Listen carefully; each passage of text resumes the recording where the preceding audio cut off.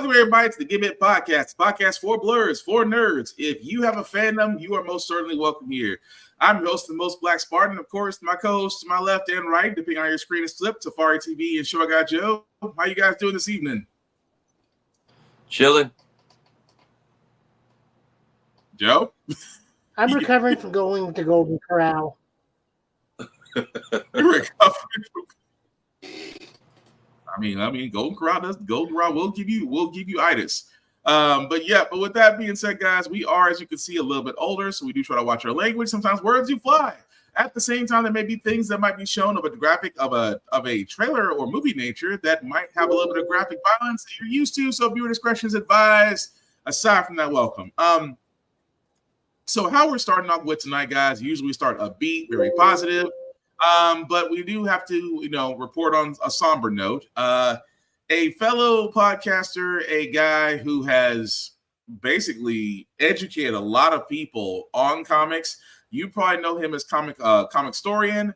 Others may know him as Ben Potter. As of this week, unfortunately, he has no longer with us due to losing his life in a car accident. Again, he was 40 years old. Ben Potter, as you see right there, was a guy known on YouTube as Comicstorian. If you know who Comicstorian is, you're more than likely either been educated or use him as a resource because he is one of the very few guys out there. And guys, correct me if I'm wrong, arguably one of the most purest sources of comic lore that you can get out there. But yes, he is survived by his wife. And if you don't know his channel, guys, we do want to show love by actually showing his channel, which again is Comicstorian on YouTube. And we just want to show a little bit of what this man does. Sits in front of a camera and rants and raves about stupid stuff because it's what I'm known for. Not keeping my mouth shut. If you've stumbled across this channel from a weird part of the internet, my name is Benny. I am the Comicstorian. We run a channel in which we basically take comic books, turn them into audio dramas so that you know what's going on in the world of comics. We do this because following every single comic book that comes out is expensive and difficult to do. But I always recommend you go check out your local comic book store because, if you don't buy the comics, then this stuff doesn't exist anymore. And today I want to talk about reboots. In my recent super deep dive into Marvel and why it's made me come to appreciate DC's reboots. What are you talking about, Benny? The general consensus in the comic book community is that reboot bad. It is, but it's not. Let's talk about that. So recently we launched a new channel, Comicstorian Classic. Over there, I'm able to just read hundreds of comic books and dump them onto the channel the old way we used to do Comicstorian. And I will link it down below if you want to go check it out. What I'm using it for are comic books that wouldn't survive in the algorithm because nobody wants to watch a Poison Ivy comic and nobody wants to watch, the entirety of Fall of X. But I do want to cover those because I just enjoy the world of comics. But what it has made me realize with all of this reading of Marvel through all of Fall of X and all of Spider-Man and all of Venom is that I just want a reboot. You see, we recently also did a video known as The Entire History of the X-Men, in which I had to sit down and look up every core storyline that had happened to the X-Men since the 60s, which made me realize that all the knowledge that I'm gaining from reading all of Fall of X and Spider-Man and Wolverine and everything is still missing some key holes. When a brand new character is introduced in any of those books, you're like, oh, it must be a brand new character, only to discover they're from 50 years ago because the writer decided to do a deep cut. When Nick Spencer decided to do his Amazing Spider-Man run, the entire hype was based around the villain Kindred. Kindred's the super big bad villain. Kindred has history with Peter Parker. Kindred knows what's going on.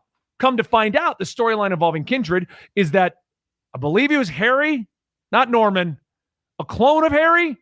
It was a cut to the 90s during an entire storyline in which Norman Osborn had seemingly had two kids with Gwen Stacy. It's what it boils down to.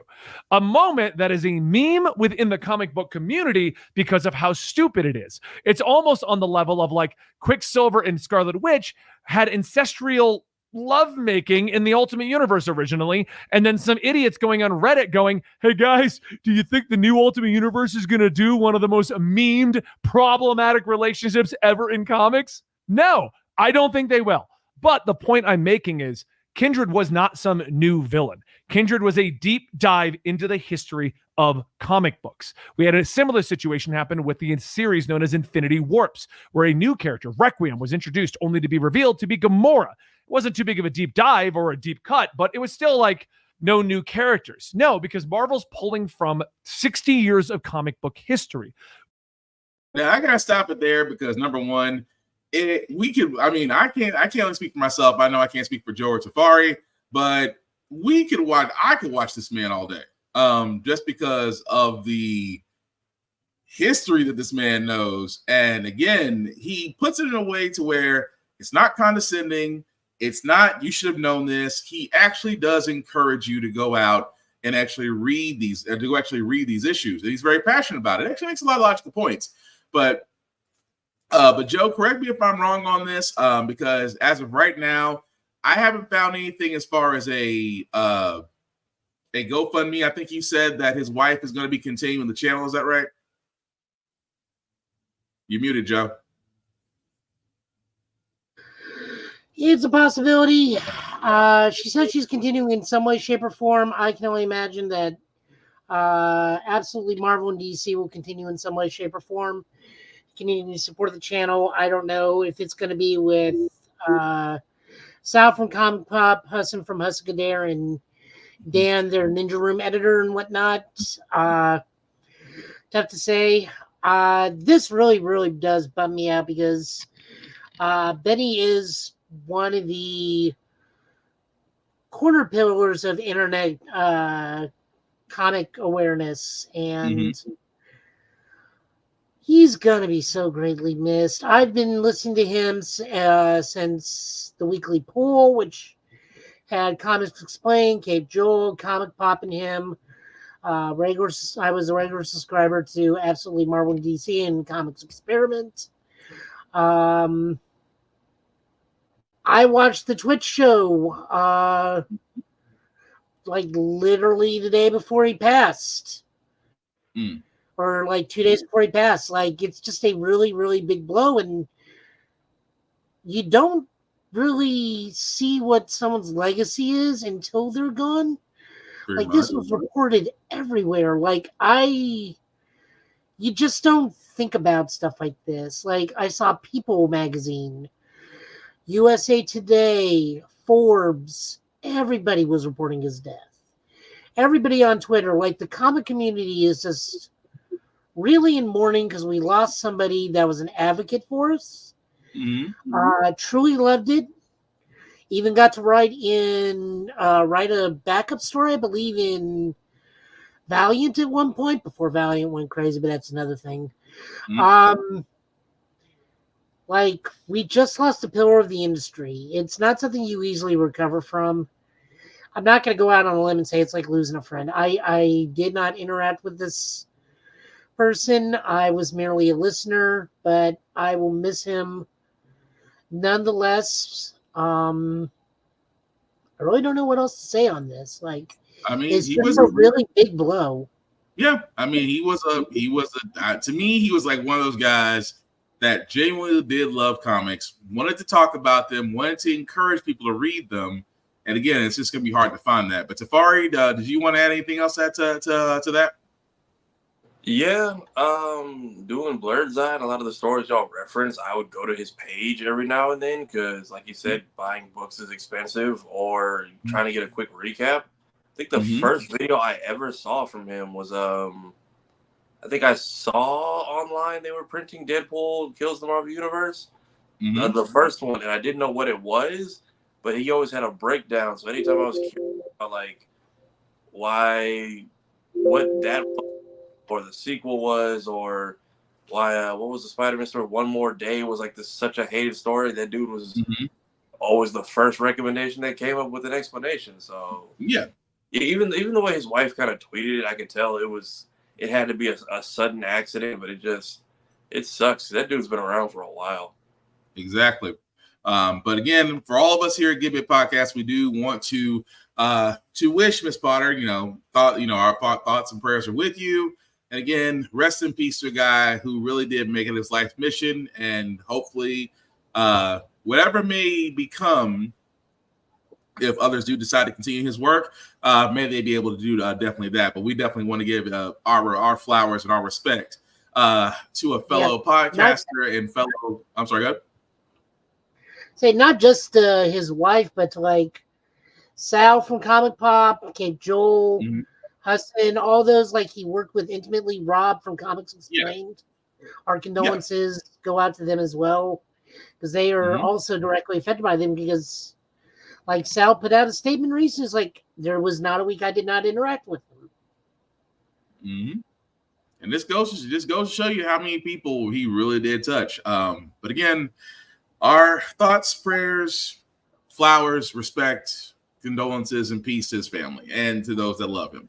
Gonna be really hard to move from that, but we are going to try to do just that, because as we do pay our respects, as me and Safari both did on Blurred's Eye View yesterday, we went ahead and gave our salute, because we will never see a Blade movie. And again, we're just going to go ahead and salute this out, because Blade has now lost a second. I mean, again, for all those that don't know, Blade is at this point, it's cursed this moment. The reason why I bring this up is because Jan Demange, who was the second director to be brought on to direct Blade, has now left the project. So if you're keeping count, it's 2 directors and 6 screenwriters by now that have been attached to this movie and now detached this movie. So again, this is a movie that has a release date of November 2025. Now that date is in question. But fellas, I'm just going to throw this out there. Is it time to throw in the white flag, or is it just time, or is it still hope that somewhere, somehow, Mahershala Ali will be the famous vampire hunter we'll see in the MCU? If Ryan Coogler is still making that vampire movie, he has an opportunity to do the funniest thing right now. And then especially with rumors of Wesley possibly appearing in Deadpool, that's just going to reignite the fire under everyone's behind. But I need to know what is the Topher Grace Venom plot line they're trying to force in there that every writer and director is going absolutely not. I'd like to know. Joe, you got any idea? What are we talking about? I thought we were talking about Blade. Yeah. But again, with Blade, it's like outside of, again, not going to the rumor mill. We're not going to stand and say that the current director and Mahershala Ali had creative differences. It's the reason why he left. It has not been confirmed. It's just the fact that 2019, if I'm right, 2019, 2020. So 4 years later, according to IGN, he's still attached to the project of this movie. And for an actor of his caliber, projects he can't just simply sit on that are not going anywhere, because man's got to make money. Other projects coming down the road with budgets and time constraints, and saying, hey, if you want to sign on to do this, you got to come on. I mean, we've seen that happen with other movies where if they get delayed enough, that director has already made commitments to other projects and they either have to leave it or it gets delayed. Do I think that the Blade movie can get made? Yes. Do I think, and I'm with Safari on this, does it need to be in the hands of Ryan Coogler? Ryan Coogler-esque director, yeah, I'll give you that. Because I'll be honest, I think they want to keep Coogler for Black Panther because of the fact that where Black Panther's going, the fact that they still want to keep that in the MCU and make additional movies surrounding Wakanda. I think they're going to keep him there as a central director. Does Blade need one? Yes. I mean, I'm trying to figure out, because with the writing, and again, if you want to see our discussion on Blade at Blurred's Eye View, definitely check out Blurred's Eye View, because we kind of broke this out in several different ways. We did sit there and say it's about the shareholders, because if the shareholders don't have a lot of money, if the shareholders don't have a lot of faith this movie's going to make a lot of money, then of course their influence is going to be there. We also sat there and said that, when we initially heard the first script of the Blade movie, it was like, oh, well, Blade's not the central character, but these other people are, which again, made people a little bit mad.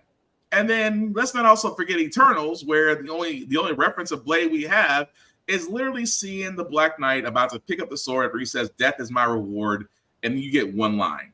So, with that being said, I don't understand. Even with Marvel's Blood Hunt, which, by the way, is great so far. If you haven't read it, but it just like, guys, correct me if I'm wrong here. It's like, is the movie just cursed, or the fact that we having a Warner Brothers problem? Like, some people are in the way of actually allowing directors and screenwriters to actually get the job done. I think somebody's meddling. I don't know what it is, because I feel like we don't even need. We're not supposed to be getting this much information about how many people are on and off the project. Mm-hmm. And then whoever, I feel like the hero who said keep him off screen for Eternals, probably is maybe the person who saw all this coming. Maybe. Joe, what about you? I'm wondering if this is because of the restructuring Marvel's doing right now with their film division to get back into people's good graces, their new version of quality control. Mm-hmm. I wonder if this dude got caught up in it. But at the same time, and I please understand, I do not mean this disparagingly. This is a Blade movie. This is not that hard. We had 3 of them. 2 of them were fantastic. It's a very simple process. Make vampires killing people. Let the nice gentleman that's a part vampire walk in the sun, do detective work, then fight vampires at night using gadgets. Fight big said vampire. Doesn't have to be Dracula. It can be Deacon Frost. It can be Dracula. It could be one of the new Blood Coven. It could be that new whatever his name is, Bloodstorm 1. That could be your new bad guy or something. Or heck, it could be Dazzler's ex-boyfriend from Executioners for all I care. Who's the nephew or great-grandson of Dracula, but just still a prick. But still, my point is, I laid out the beats on how to make a Blade movie.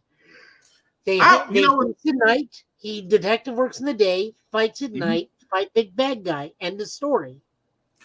I just find it interesting that, and I have to give Greg Day this. I have to give Greg Day credit for this. He says, you guys don't like the direction the MCU Blade is going. How many of you are out there buying the comics of the writers that are currently writing Blade, which have been doing great? But again, that does bring up the issue. It's just that, why is it that there seems to be this big wall, I guess is the best way I could put it, is that there's a big wall somewhere between writing and getting a director, and it's just like, and again, Joe, just to add on to what you're saying, it's not that hard. Blade does have a rogue. He does have his rogue gallery of enemies is not that big, but there's plenty of stories you can tell, and literally you can start from anywhere. But again, it's amazing to me that for a movie that can really have a simple concept, it's having that much trouble getting off the ground. But are any of the writers on Blood Hunt previous Blade movie writers, or? Good question. It's just Jed McKay. Yeah, he's overseeing like the whole thing, because I know Blood Hunt. Yeah, McKay. I think McKay is overseeing the whole entire Blood Hunt. Okay. He's overseeing the whole entire thing, because Blood Hunt is predominantly Doctor Strange, Blade, or Doctor Strange, Moon Knight, and the Avengers, which are all his current books, with tie-ins focusing mostly on Miles. So that's Cody Ziegler, and then we got one-shots here and there, but the bigger tie-ins are Miles. Right. At the moment. Even Scarlet Witch isn't doing too much with it. And Black Panther, but I don't know if Black Panther has an ongoing right now or not. It does. Okay. Wait, are you talking about with Blood Hunt or a separate story? Like in general. I don't know if Black Panther has an ongoing at the moment. It is. Yeah, it's still ongoing. Okay. So it's tied into that. But I don't know. Like I said, I want to go ahead and salute it just because I don't think it'll ever get made, but I could be wrong. At this point, whatever story y'all were trying to tell, put it in the video game. Pretty much. You couldn't do any worse than Rocksteady. Anyway, sorry, that was terrible. Rest in peace. We did actually get some trailer news. We're gonna start with the first one because after our podcast last Friday, this came out for Street Fighter, which we did talk about the fact that we were going to be seeing some new fighters come in. We actually did get the trailer for M. Bison. I'll be honest with you, you kind of a badass if you just riding a horse with no hands. But here's the trailer. I love that they're paying homage to Raw Julia in this.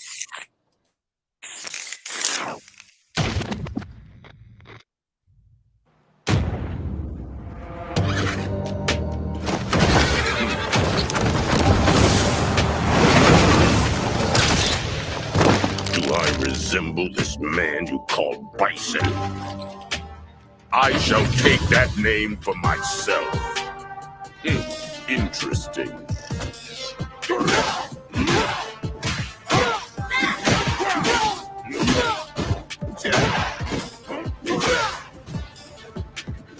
I shall crush your spirit.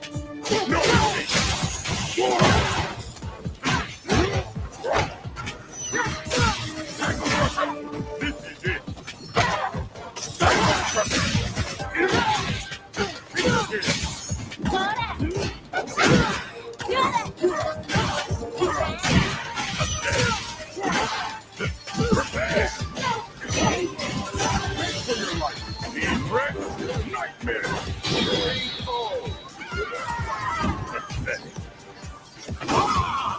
Show me your work.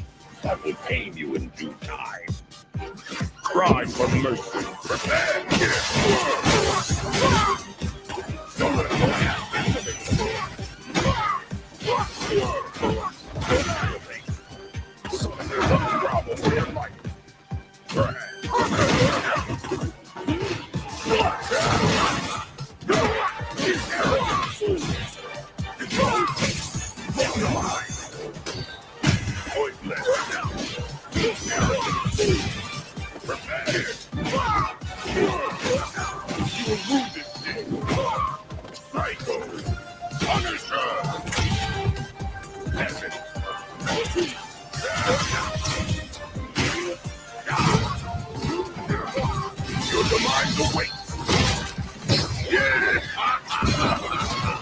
Your time ends here. Satisfy my hunger. That is all I need from you.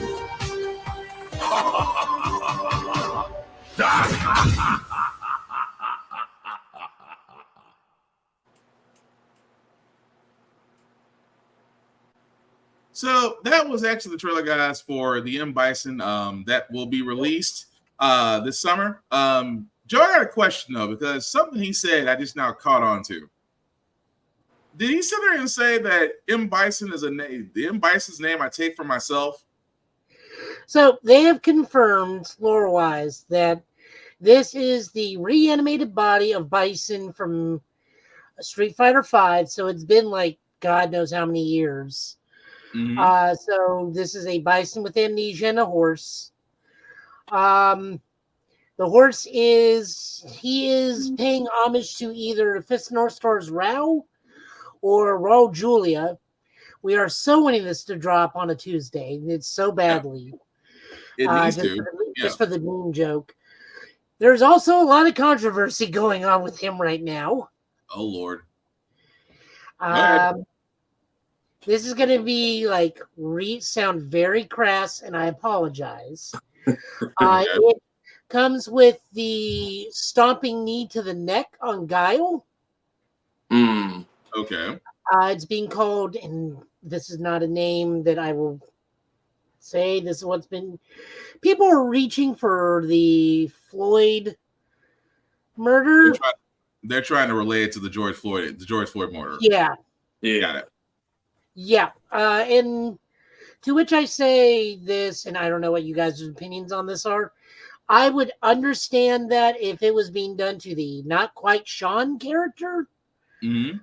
But this is being done to Guile. These are Japanese developers. They don't give a crap about our day-to-day lives. Pretty much. You guys are reaching if you're trying to like grasp at that point of being offended. And he's a dictator. Of course, he's going to lay his knee across any part of the body he wishes to any enemy he comes across. And I'm going to add on to that. That's reaching, because the reason why out of all that is, number one, it's a fighting game. At that point, anything that's in a fighting game related to real life is a stretch in itself. M. Bison was step tenting on people's heads. He was scissor kicking. He was doing upside down lariats. Come on now. Oh, hey, lady, how's it going? So the whole idea of just it's a reach.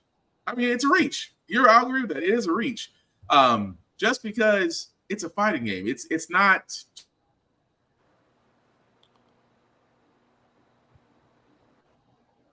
To be so relatable to where situation, all that it is. So, I mean, Tafari, you want to add anything on to that?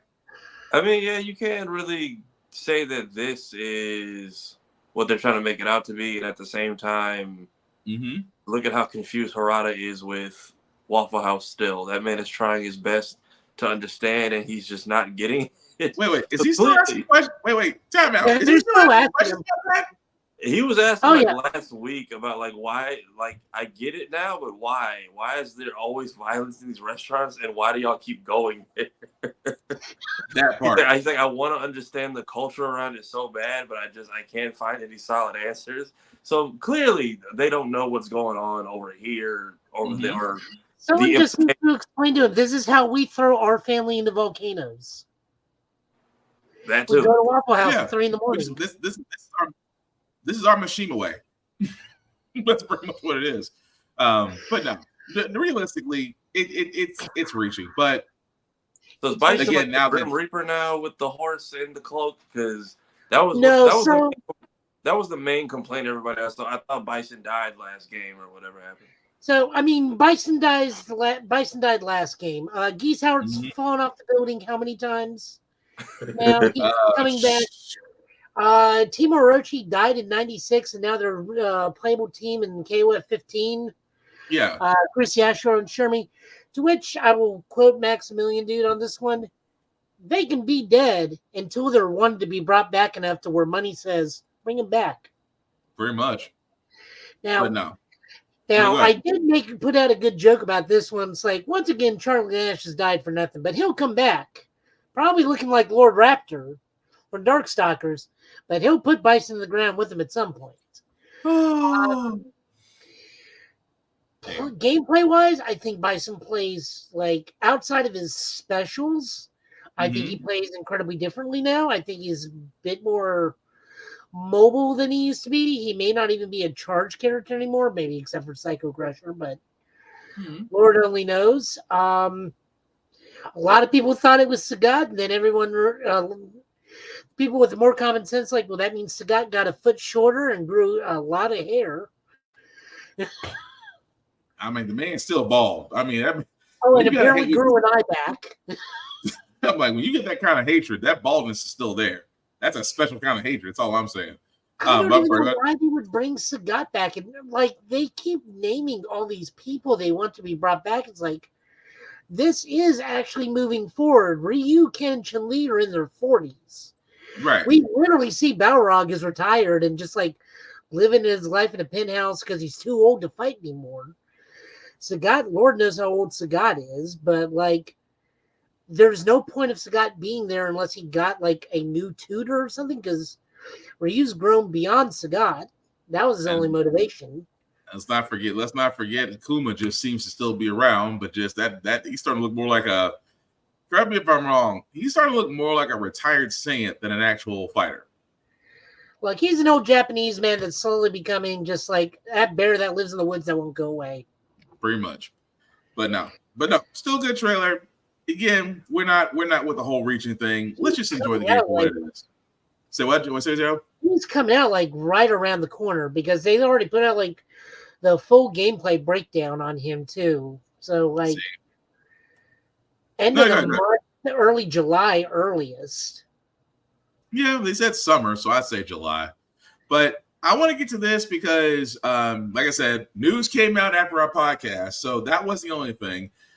Dragon Ball Sparking Zero did give us a game mode showcase. Oh, thank you, Dead Rice. Thanks for watching.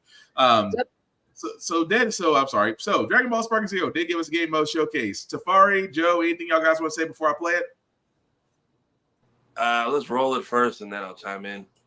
The room of spirit and time.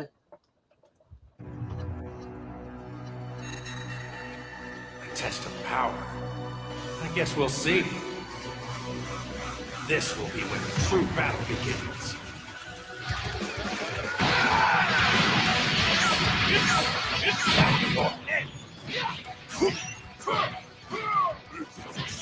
True power! You'll be into a million pieces, just like I did that earlier. You talking about Krillin? Don't you dare! Enough with the hell. You were only gonna ride. Are you ready? Do it! Well, the way you slice it, there's only one way to save Earth. Bye, my friends. No matter what it takes, I need to rescue Gohan. Goku, wait! What? Never, ever forgive you for this! Now you will suffer my wrath. You are a prison boy! I will show you the true form of autonomous open is my turn. Change everything. Let's do it. This is stuff don't think you can live. There's no way.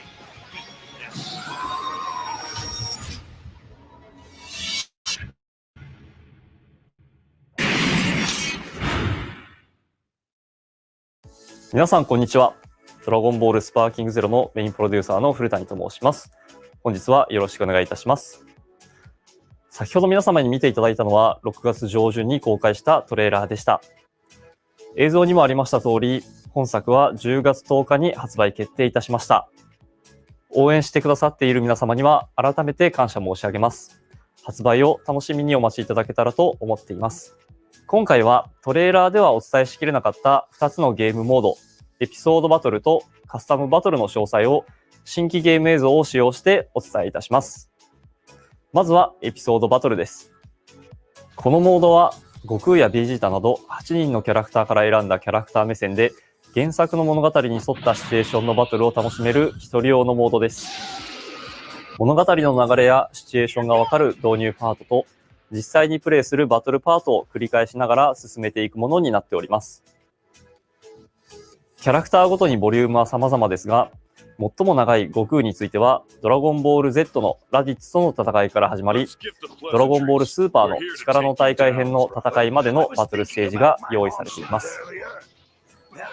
原作で苦戦していた相手と歯応えのあるバトルが楽しめるようになっていたり、一部の物語パートは一人称視点で楽しめるなど、キャラクターとしての体感を味わえるモードになっています。一部のステージに限られますが、物語のターニングポイントとなっていた場面での選択やバトルの結果次第で、原作とは異なる場面に出くわすこともありますので、ぜひドラゴンボールのキャラクターになったつもりでお楽しみください。以上がエピソードバトルの説明となります。そして2つ目のモード、カスタムバトルをご紹介いたします。こちらはオリジナルのシチュエーションのバトルを楽しめるモードです。カスタムバトルモードの中にあるエクストラバトルでは、ゲームオリジナルの様々なシチュエーションのバトルをお楽しみいただけます。中には特殊な勝利条件のものや、途中でイベント演出が挟まるものなど、通常のバトルとは異なる戦いもお楽しみいただけます。また、エディットモードでは、プレイキャラクターやバトル前後のカットシーン、会話などをプレイヤーの皆様が自由に設定してオリジナルのバトルを作ることができます。そして作ったものはアップロードして世界中のプレイヤーの皆様と共有できますので、ぜひ皆様の思い描くシチュエーションのバトルを披露し合って楽しんでいただけたらと思っております。エクストラバトルを含め既存のバトルをカスタマイズして新たなバトルを作ることもできますので、ぜひいろいろなバトルを作って遊んでみてください。以上、エピソードバトル、カスタムバトル、2つのメインモードのご紹介でした。また、ゲームモードに加え、皆様から多くの声を頂戴しているオフラインバトルに関してもお話ができればと思います。本作はプレイヤーの皆様がどれだけドラゴンボールのキャラクターになりきった体験ができるかということにフォーカスして開発を進めてまいりました。気を高めるだけで風が巻き起こったり、天気が変わったり、バトルの余波で岩や建物が豪快に壊れたりなど、超パワーをより気持ちよく体感できるよう、最新のプラットフォームだからこそ実現できる様々な演出をリアルタイムに描くようにしています。それらの表現とかつてのような画面分割でのローカル対戦とを両立させるのは困難であったものの、皆様により良いゲーム体験を提供できるよう、今作ならではの形を模索し、オンラインでの対戦を前提とした一人用のゲームとして開発を進めてまいりました。ただ、少しでもより多くの方、多くのシチュエーションで遊んでいただきたいと思い、結果、精神と時の部屋限定で画面分割対戦を実装できることとなりました。もともと一人用前提で作ってきておりましたため、バトル開始前のキャラクター選択画面では2人同時に選択ができず、切り替えが必要といった不便な箇所が残ってしまいますが、身近な人とお楽しみいただけると嬉しいです。今回ご紹介させていただくゲーム内容は以上となりますが、本作の魅力がお伝えできていれば幸いです。また現在予約解禁しております。通常版だけではなく、発売より少し先に本編をプレイすることができるアーリーアクセスが入ったデジタルデラックスエディションやアルティメットエディションなど様々な販売形態を用意しておりますので、チェックしていただければ幸いです。予約特典はキャラクター6体の早期開放券に加え、プレイヤブルキャラクター1体が手に入るものになっておりますので、お見逃しなく。他にも本作に登場するキャラクターに焦点を当てたキャラクタートレーラーも公開しておりますので、ぜひご覧ください。引き続き発売に向けて全力を尽くしてまいりますので、今後ともぜひドラゴンボールスパーキングゼロをよろしくお願いいたします。ご視聴ありがとうございました。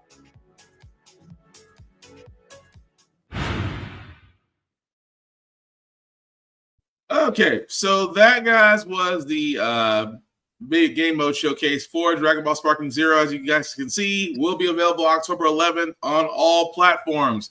What do you say, lady? Why I gotta be sub? I can't multitask. Well, I'm sorry, but we try our best. That was all they gave us. So, fellas, outside of the modes they did present, outside the creative match one, I'm just gonna be honest. They're looking for anime ideas on that. I feel like, even though they have like 3 whole arcs worth of stuff we haven't drawn. Oh, that's anime ideas. They want us to sit there and see. And don't be wrong, the whole creative battle to where you can, mix and match, do the outcomes, and do the post scenes. That's great. Because we've always wanted to see how different fights can go. I mean, outside of the what if scenarios. So, I mean, for what all they're doing, it looks great. At the same time, y'all look for anime ideas. I'm just saying, you're slick about it. Don't get me wrong, you're slick, but that's anime ideas. But what do you guys think? I like that one of the what if scenarios is what if Hercule joined the Tournament of Power. I feel like it's gonna be it's gonna be him on all fours curling up the hide, and Jiren trips over him, and that's how we win. I can see that. Although that would be funny as hell, but I can see that. And then we got first person cutscenes I noticed too. So I think a lot of the story through other characters' eyes, which is going to be interesting. I'm curious what the conditions will be for getting the what if stuff, and just seeing how the scenarios play out with the custom modes that people are going to download. That will be interesting because again, outside the what ifs, outside the create mode, outside of what was the other thing they discussed? Create mode, battles. They haven't got to the online play yet, but I'm pretty sure that's going to run smoothly. I don't really see a lot of issues with that. It's just it feels like the co-op was added last minute because you can only do it in the hyperbolic time chamber. Yeah. I'm sorry, Joe. What are you saying? So this is Namco. We're going to get subpar netcode unless it's Tekken. Yeah, that is also true. But I mean, overall, it does look nice. It does make me want to. It does actually make me want to play it just because I want to see how far they're allowing us as the fans to do with Dragon Ball. Because again, like I said, still looking for anime ideas. But anything else y'all want to add to it? Mm-hmm. What's that? Well, I mean, they soft confirmed Dragon Ball GT, so Tournament of Power 17 versus Super 17. Which one is the true 17 of the future? You're just gonna give the anime ideas, Joe. You're gonna give the anime ideas. I mean, Matter just all-out Android assault. See how many androids Trunks can make through it as the future changes.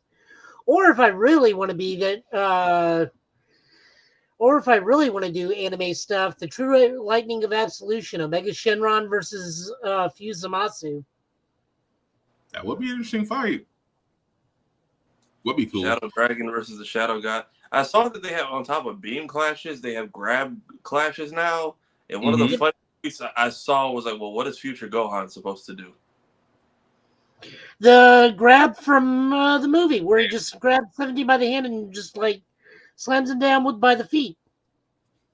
Still, I guess, but like the clash is two hands and you have to button mash to see who wins. Oh, he's just gonna go like this and then grab him. You know what he's gonna do. I also learned that we're gonna be getting manga exclusive attacks, such as Vegeta's Gamma Ray burst. Yeah, I saw that the Gamma Ray burst in there. And then we're getting the father son Gallic gun, I think. Or the father son Final Flash. Because the what if I guess Trunks and Vegeta finished off Cell is one of them.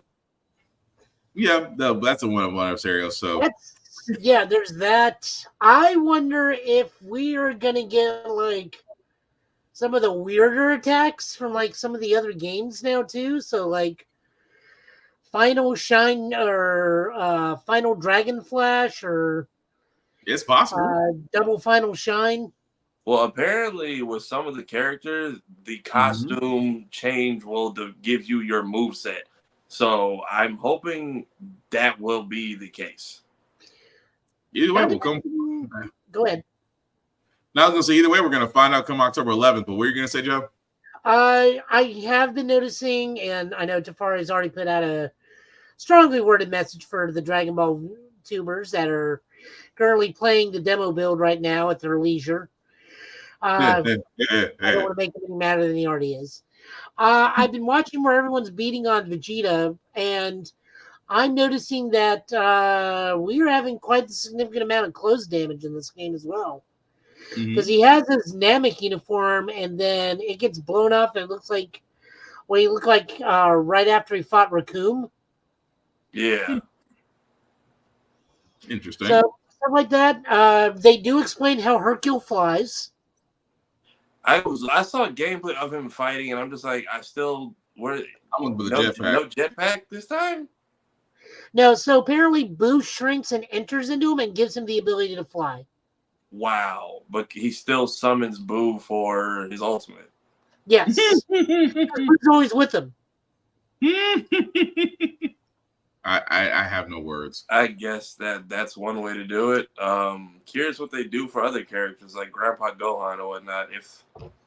I haven't seen a lot of classic Dragon Ball characters in it, but I feel like it would be weird to not to leave them out and bring Daima in, which is just Dragon Ball again.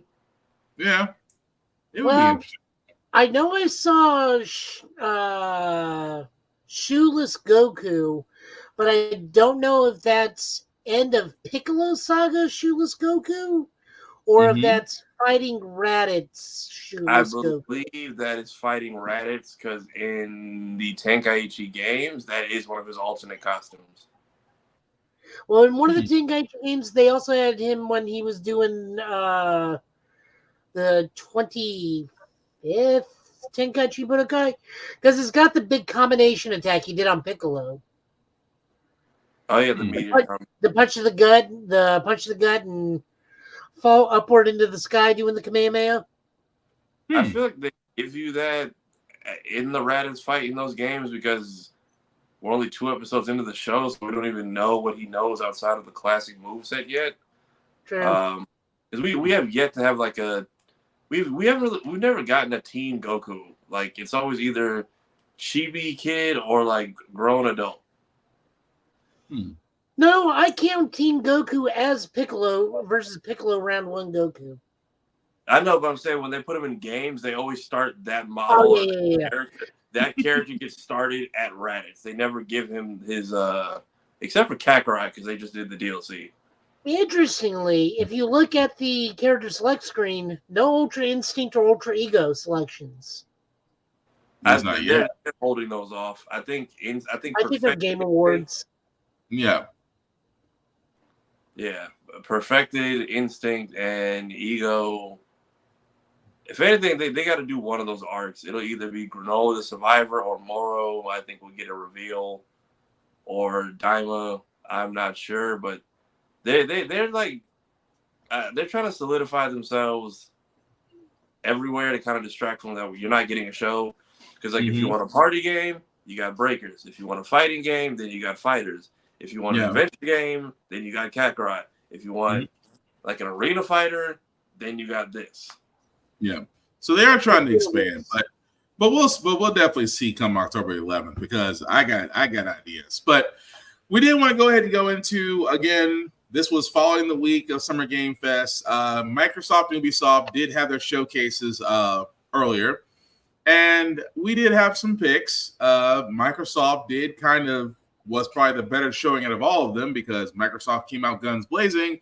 Ubisoft did have their Assassin's Creed Shadows, which they did show a little bit more of the extensive gameplay on that, but that's really all they showed. But we do got some picks for trailers. This one may actually get you back into Call of Duty. This was actually the trailer for Black Ops 6. Good evening. The Soviet Union is no more. Despite a potential for instability and chaos, these events clearly serve our national interest. Free from the specter of global conflict. Today we celebrate the mystery of American renewal. Something's going on. Something big. I'm a fire starter. Terrific fire starter. I figured if I stuck around hell long enough, I'd see the devil. How's he look? I'm a fire starter. Terrific fire starter. The agency is compromised. We're being hunted from the inside. You're the fire starter. Twisted fire starter. You don't have to trust me, Marshal. But it might be better if you do. Hey, it's something you should see. What the hell are we getting into? Don't trust anyone.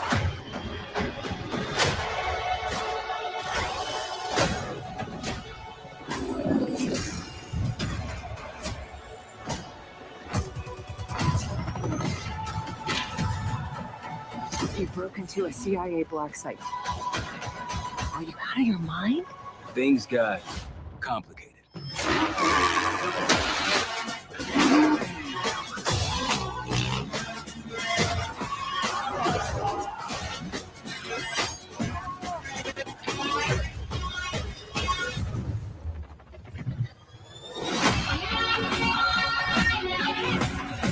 May God continue to bless the United States of America. Pre-order the Vault Edition and get the Hunters vs. Hunted Operator Pack, the Mastercraft Weapon Collection, the Season 1 Black Cell Bundle, and more. Good evening. Okay, I know what you're thinking. Because I've sat there and said, I have been one of the perpetrators that has sat there and said, you've basically been buying the same game for the last going on 20 years. No, 15, 16, but around that. I said it. Here's why I say Black Ops 6 gets my attention. They're focusing more on campaign. They're giving campaign the same attention they're giving multimedia player, which was my big issue with it because the campaigns on Call of Duty were actually very good. And then somewhere between Modern Warfare 3 and then 8, 9 to 10 games later, they just stopped doing campaign mode. They just focused on multiplayer because, again, that was the moneymaker. So now that they're actually getting back to campaigns, especially with this one, I'm invested. I want to see if it's worth it. Is it worth the pre-order? No. They started strong with the pre-order bonuses at the end. Right. Don't get me wrong. I do want to play Black Ops 6. Is it worth the pre-order? Nope. But understand it is gonna be a storage space killer, because I think the latest report is that you will need at least 300 gigs of space for Black Ops 6. So it is definitely gonna be a memory killer. But any thoughts on that, guys? Has anybody looked into those like WD Black chips that go in the PS5? Because apparently I might need to invest in one soon. This 1 terabyte external might not do it for me. Yeah, the 2 terabyte MD2. Yeah, you should. I only see them at Walmart and never knew what they were for. And I just watched an unboxing recently, and I'm like a little nervous about opening up my brand new console. But the way these games are moving, I might need it. Look, it's very easy. It's almost, I'm not going to say it's foolproof. It's very easy to take it apart because it's literally just 2 screws. I mean, correct me if I'm wrong, Joe. Is it 2 screws or 3 screws? 2 screws. So, yeah, 2 screws to pop it off, and then you're basically looking at the slot. Okay. I mean, I have 45 games on my PlayStation 5 right now with the 2 terabyte in there. So, yeah. Because I got the external just moved over from the PS4, but seeing how big that game is going to be if I do pick it up, and between what Sparking will look like after all the updates come out. Mm-hmm. But yeah, that was just my thing, was the storage killer. Also, was Cold War technically Black Ops 5, or was Black Ops 5? Yes. Okay. Yes. Cold War is basically Black Ops 5. And then was that Woods or one of the OG guys in the wheelchair? Mm-hmm. Okay, so before the old man stories of Black Ops 2.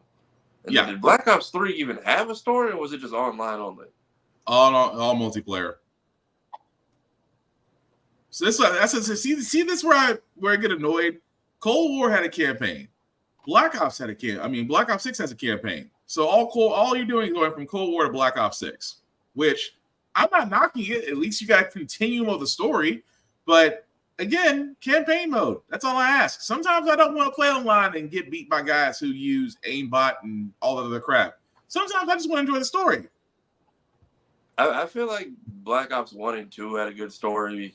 Mm-hmm. But it feels like they peaked in that era, because after MW2 and 3, it feels like they peaked with the Makarov story, and now we're recycling that again.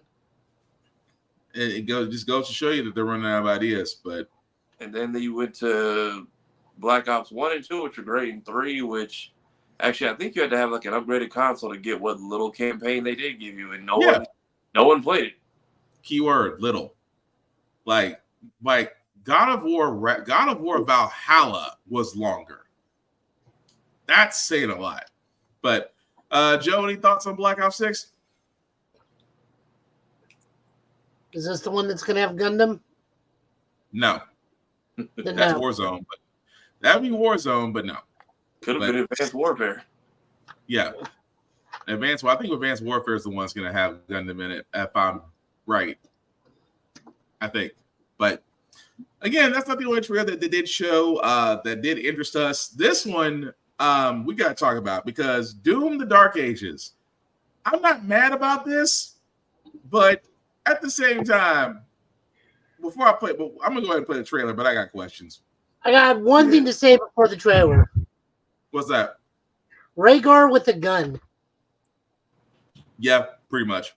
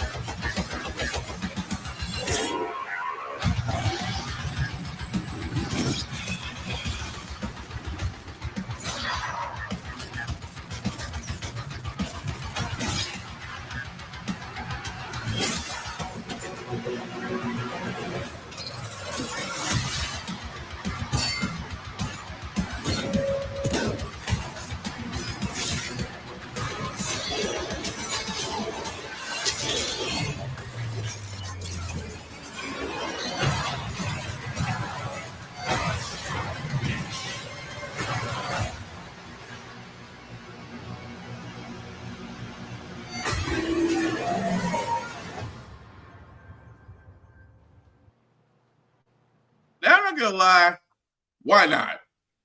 That was guys for trailer for Doom: The Dark Ages. Will be coming out next year. I'm sold. Only because he's got a chainsaw shield and looks like a ball and chain weapon that he has as well. So yeah, like a swinging mace. Yeah, so I'm sold. I really am. But guys, what about you? So how old is Doom guy? Like, he's got to be centuries old at this point.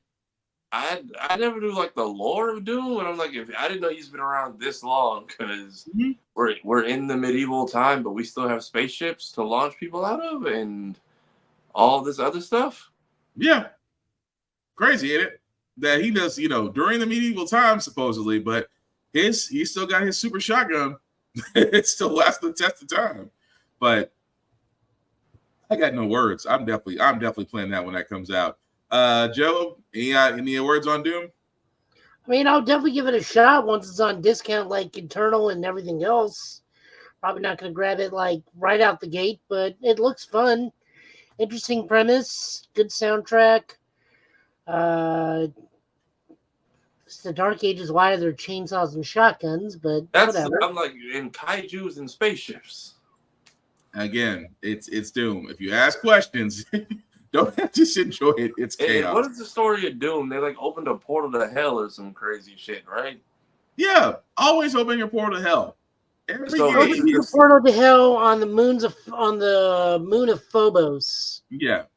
So that was just been going on forever then, or yeah, just pretty much it's pretty much scientists basically playing around with portals and summoning demons for hell energy, for what they call it, infernal energy or something like that. Basically using hell as an energy source.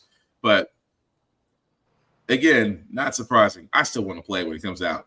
The next trailer we got, guys, Dragon Age: The Veilguard. Thanks, Joe, for telling me this, because I was wondering what happened to Dreadwolf. This is what happened to Dreadwolf. That EA basically took Dreadwolf and made it into this. And here's the trailer for it.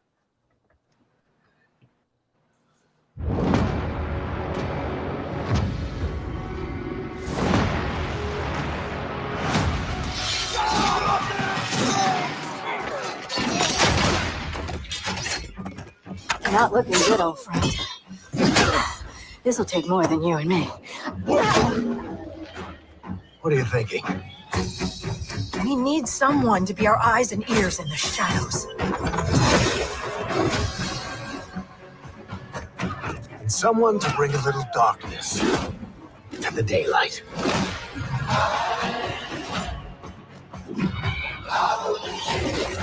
We're going into the Fade, aren't we? And digging up a lot of buried secrets.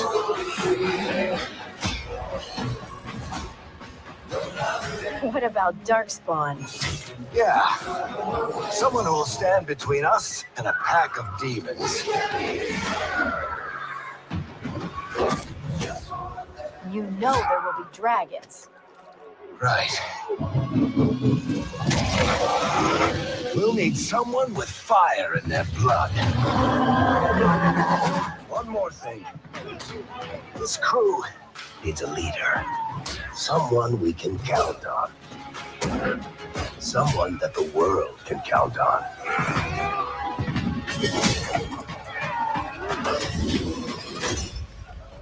But where are we gonna find it?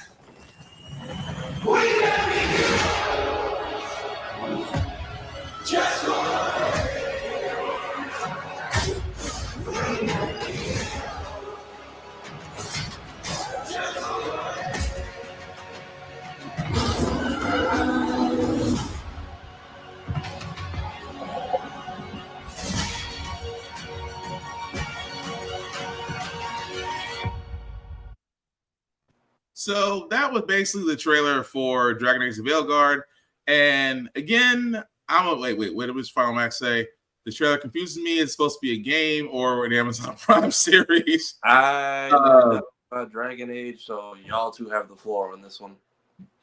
No, I get it. No, I get what Mr. Final Max is saying, because he knows what it is. It's just the tone, which I get exactly what he's saying.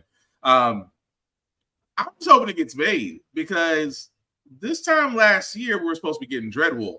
Dreadwolf had a trailer, and yet we're still, I didn't know what happened to Dreadwolf until Joe said something about it.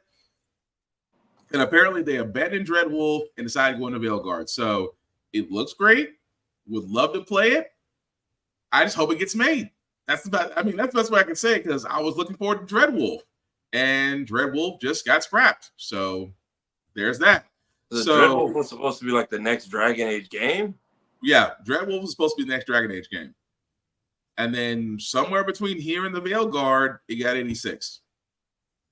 So we shall see on that. But I did want to get to this trailer because, again, Microsoft almost lost me as a fan until I saw this. And when I tell you I almost screamed like a little girl, I almost screamed like a little girl. I'm not ashamed to say it. We're finally getting a Gears of War, and they're finally going to tell the story of E-Day. This is the trailer for Gears of War E-Day.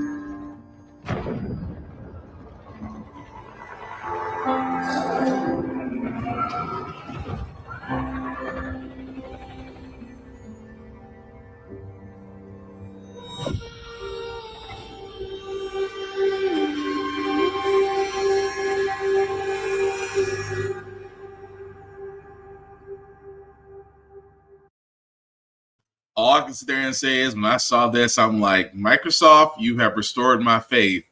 You have restored my faith in thinking that you did not give up on Gears of War. So, I'm sorry. Yeah, so where is Judgment at? Because I thought Judgment, I never played it. I thought that was the one that, I know it's before the first one, but is that post E-Day then?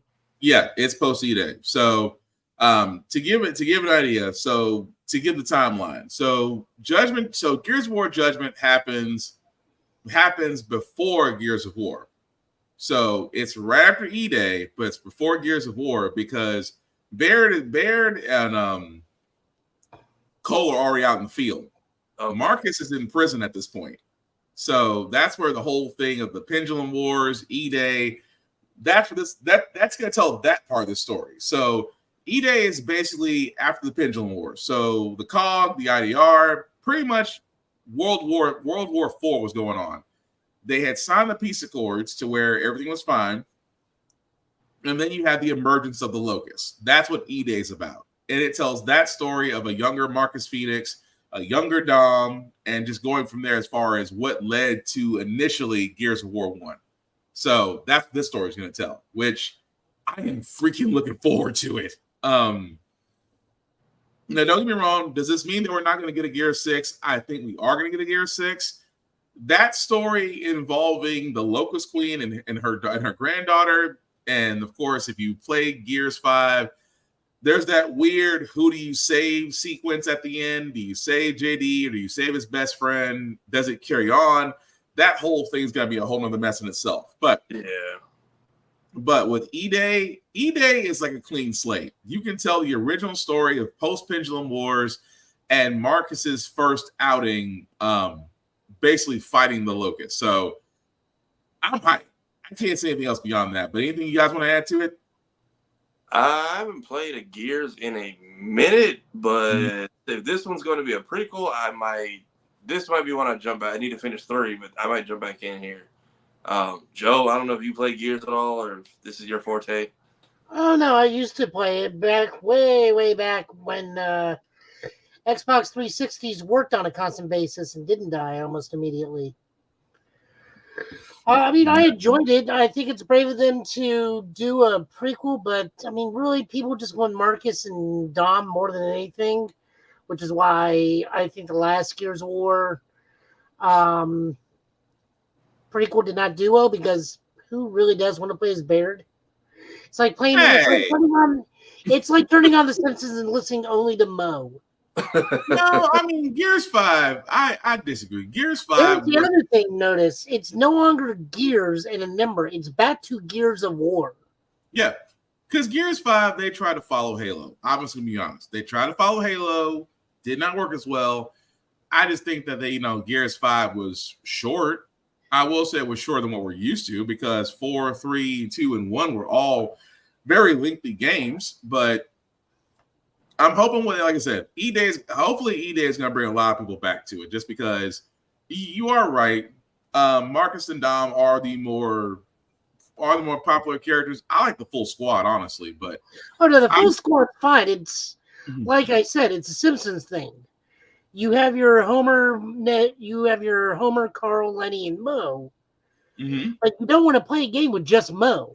Although there was that episode with Mo, though, now that I think about it. But either way, we don't have a release date on E-Day as of yet, so we're definitely going to keep up with that. We do have some gameplay reveals with 2 of them. I do want to start with Star Wars Outlaws first, because, again, it was a questionable one until this was shown at the showcase. And guys, I want to know your opinions on this after we play the trailer. If it wants to work with us. There we go.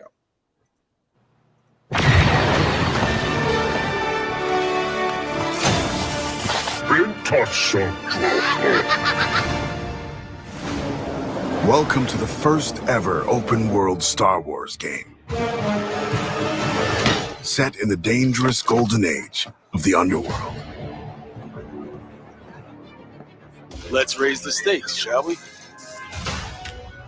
Okay. You play as Kay Vess, a scoundrel looking to start a new life. Kay gets pulled into a plan that will change everything. I believe if you follow the plan, no one gets hurt.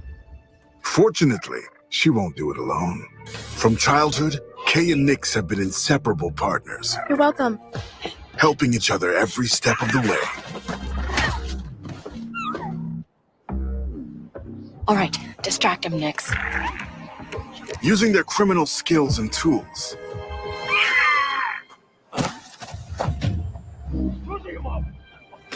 Kay and Nix will have to constantly adapt to every scenario.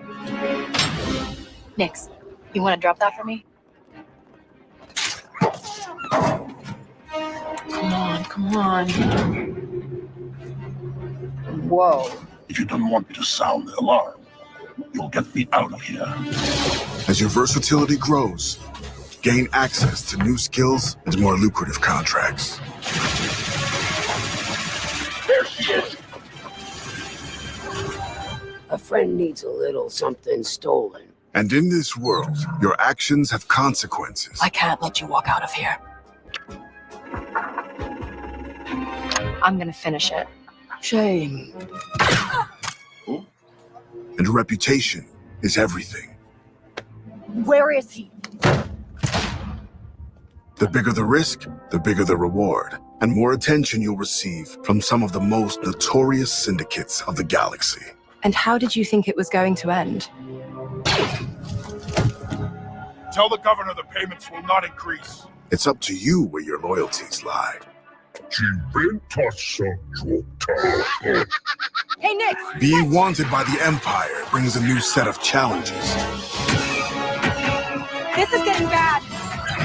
Hold tight! So as your exploits grow, beware of who you cross. Hang on! Scattered across the stars are unique locations, rich biomes, environments, and adventures to discover. Traverse the lush jungle world of Akiva, the ancient city of Kajimi, the dangerous savannah moon of Tashara, or roam the lawless planet of Tatooine. When it's time to move, pilot K's Trailblazer to transition from planet to planet. ND, fire up the hyperdrive. Ready to jump. Once you land, you can explore all these worlds on K's S-57 Cardinal speeder.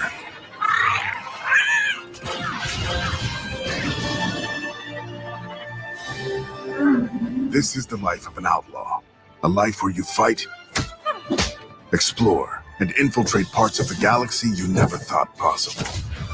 There are opportunities at every turn, and if you're willing to take the risk and defy the odds, the galaxy is yours for the taking.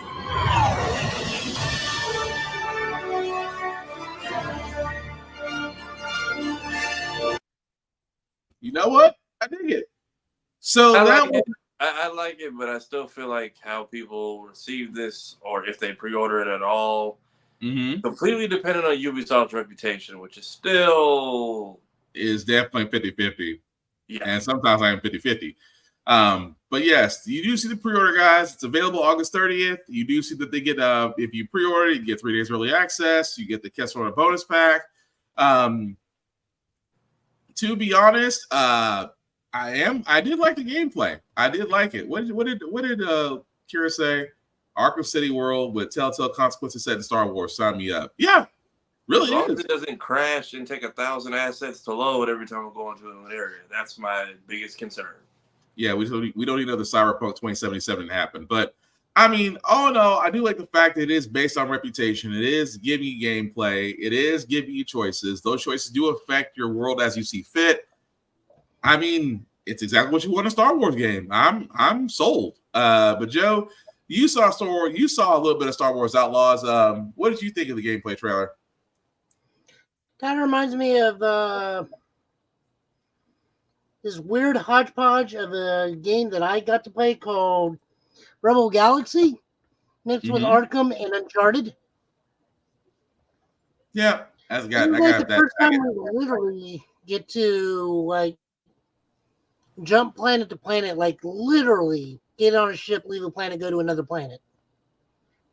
Yeah, which does look very interesting. But wasn't the Old Republic online an open world game though?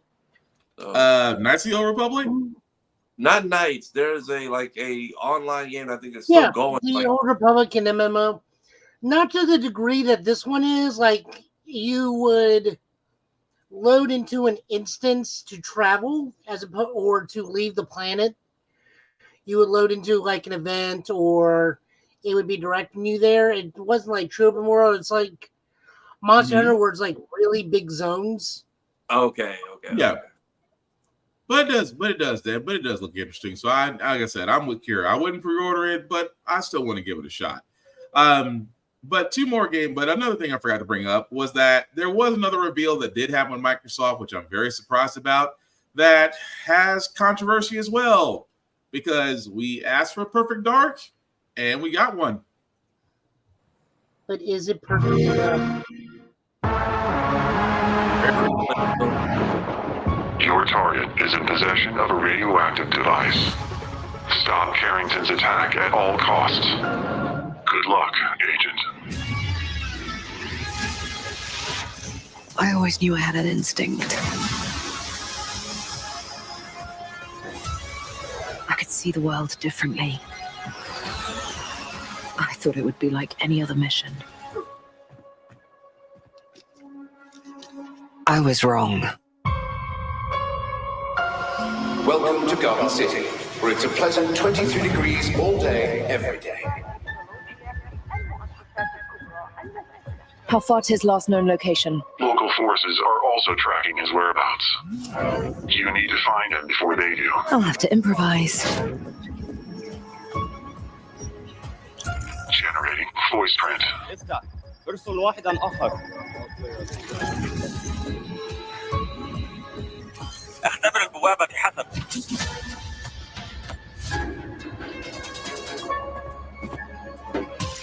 What readings are you getting? We are getting odd readings from your monitor. Can you confirm? I'm looking at the screen right now.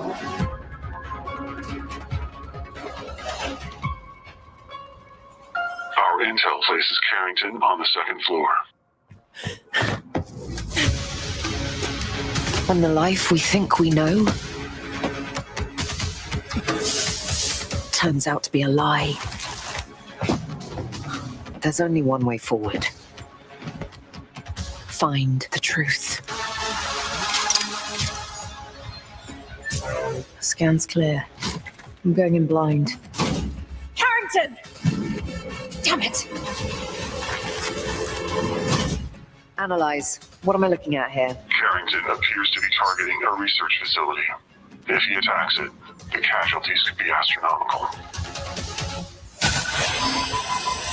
Agent Stark, it's a pleasure to meet you. I could use someone with your skills.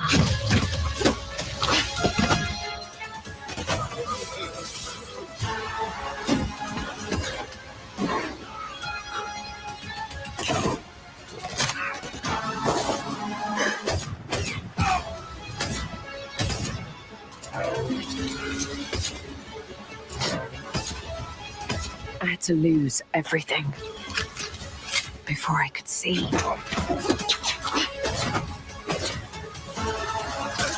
What this world was really hiding.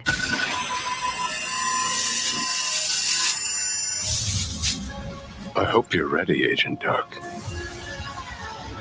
Are you all seeing this? Once you open this door, there's no going back.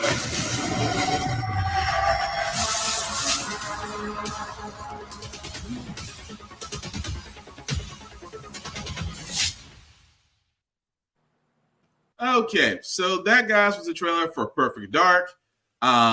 If that's what they're rebooting with it, I'm good with that. What did Kira say? Is this Edge Runner with more steps? Kind of feels like Edge Runner a little bit. I haven't played a Perfect Dark in so long. Y'all can tell me what's right or wrong with it, because I could not tell you. I mean, everything was right to it to me.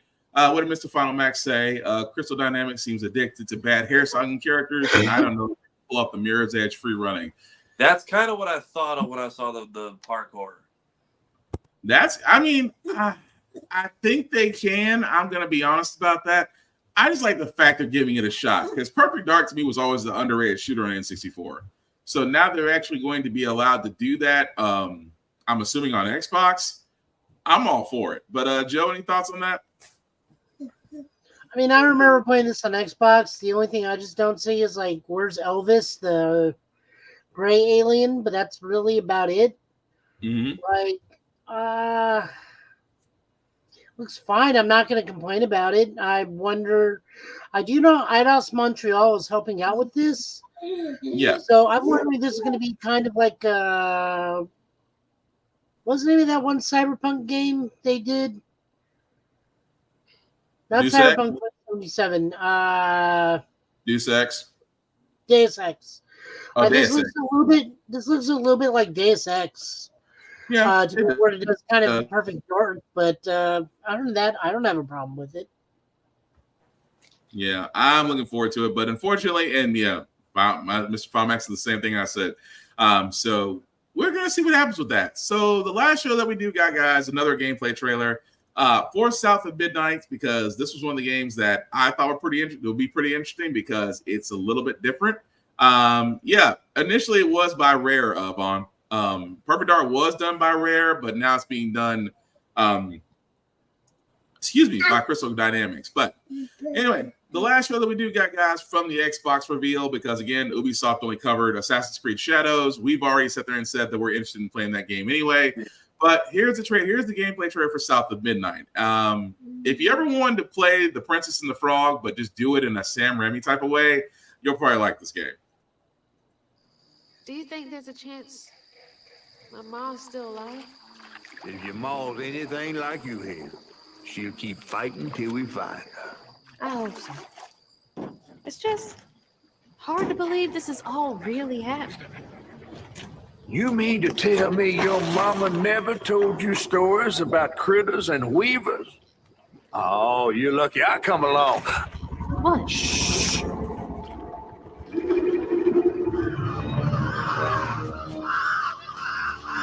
Oh, that's two-toed Tom.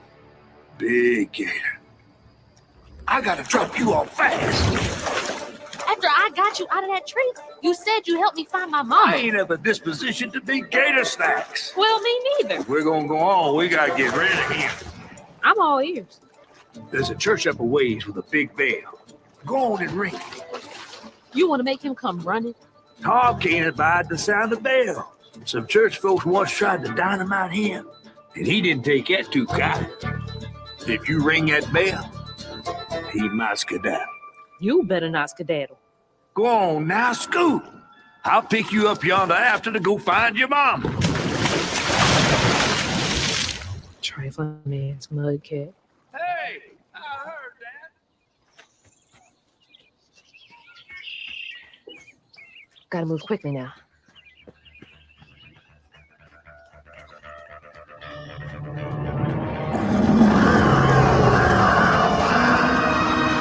Wait, that floating island is the gator?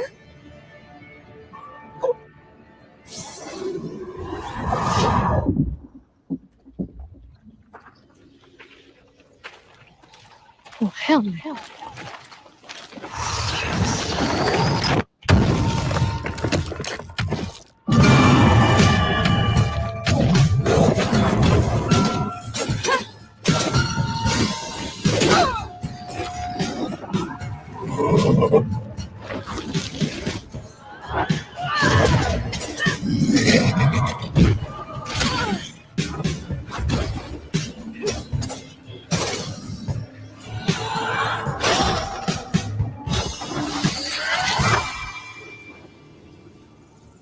All right, time to find that church.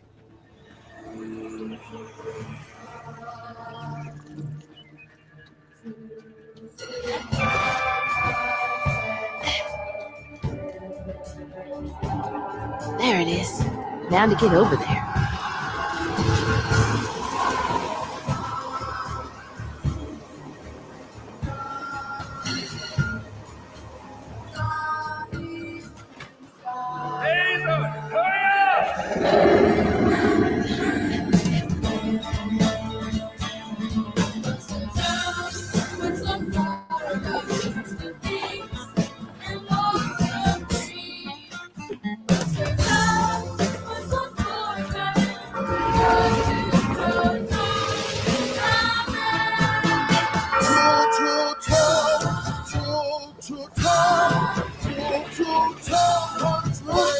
What the hell? Hurry up!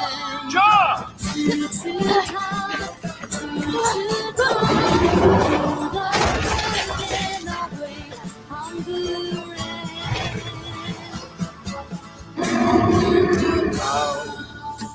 A boat and a church are just meals for Tom. So that was a little bit of the gameplay trailer for South of Midnight. As you can see, guys, coming next year to Xbox Game Pass and Xbox Series X. It will be playable on day one. What did Ms. Max say? The catfish escaped from the reservoir. Volunteers be into it. Shut up and take my money. And where is her auntie? I'm going to be honest with you guys. I've been hooked on this ever since I saw it about a year ago. So I'm definitely down for it. But what do you guys think?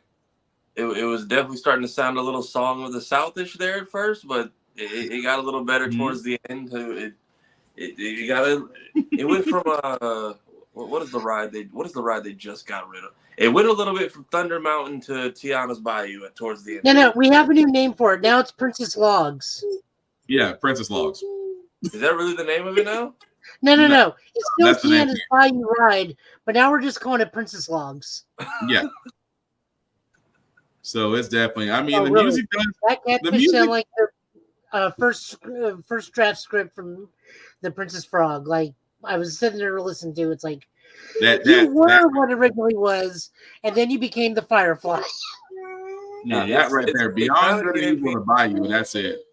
It's kind of like Meet the Haitians in Mafia 3, and some of them are very heavy into the like voodoo stuff, and it feels like this is a Lincoln Clay fever dream. Also, I can't tell if it's just the frames aren't done, but the animation style. So that's my one issue on this is some of the characters move that Spider-Verse frame rate. Yeah, but some of it doesn't. It looks like a mix between. One of the things where it needs to be like all or nothing. It looks like a mix between Coraline and like Arcane. And yeah, like I get that too. Like they can't figure out which way they want to lean in certain scenes. Yeah. Also, this is why you don't flush your pets down the toilet. Very much. But again, it looks like it's going to be fun. So guys, I got to ask a question because we know we did show a little bit. Microsoft did actually show well over 25 different games. We only did pick up a handful. But between Ubisoft, Microsoft, and Summer of Games, I got to ask you guys, who won? Microsoft, because I definitely had no expectations for them whatsoever. But they came back with some wins, some heavy hitters this time. Usually we're just used to looking forward to new controllers and new console specs, which they did give us some. I don't know if anybody's going to pick those up.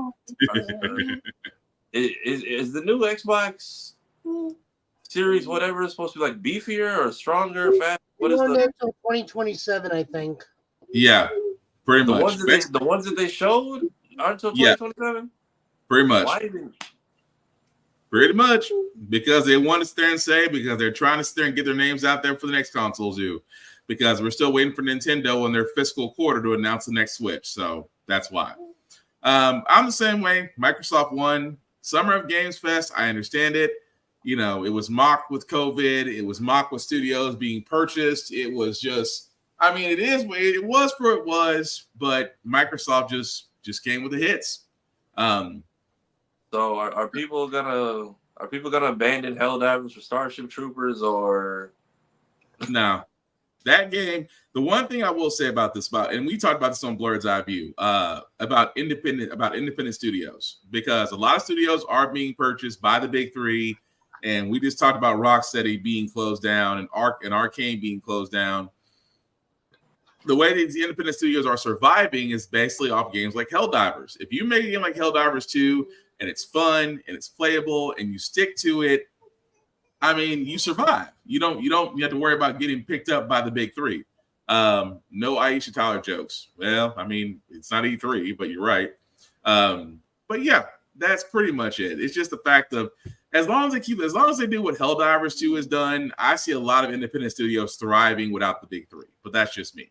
But I kept seeing the reply because they were fighting for their life in the replies about being a fake Helldivers and this is a Helldivers clone. And then you have people who are like, you guys know Starship Troopers came out like first, right? Like this is without this, you don't have Helldivers, and you can play 2 games where you shoot bugs. It's not a contest. So some people were so anal about it. And I guess the guy in the trailer is someone from the movie or the first. I don't know the lore of the whole thing, but yeah, but no, that's really all what it is. But to keep it going, guys, again, just some quick news before we get to our quick impressions of the Acolyte and the boys. If you have a PlayStation like I do, because I got a PS5 for Father's Day, so I'm not complaining. I just can't wait to hook the thing up and really be able to join Joe on Monster Hunter and go from there. But anyway, PlayStation Plus games, they're out for June. Really want to cover this very quickly, which will be available very soon. June 18th is what I meant to say. For PlayStation Plus Extra and Premium, you can get Monster Hunter Rise, Football Manager Console 2024, Crusader Kings 3, Micros Monster Energy Supercross, After Us, Anno 1800, Police Simulator, Patrol Officers, Far Cry 4, fun game. Lego The Hobbit, also a fun game. Lego The Incredibles, which is PS4 version, also a great game. On PlayStation Premium, you can get the Kayak VR Mirage. You can get Lego Star Wars 2, the original trilogy, Ghost Hunter, Daxter. Wow. Daxter? Yeah, they're putting some of the PSP libraries.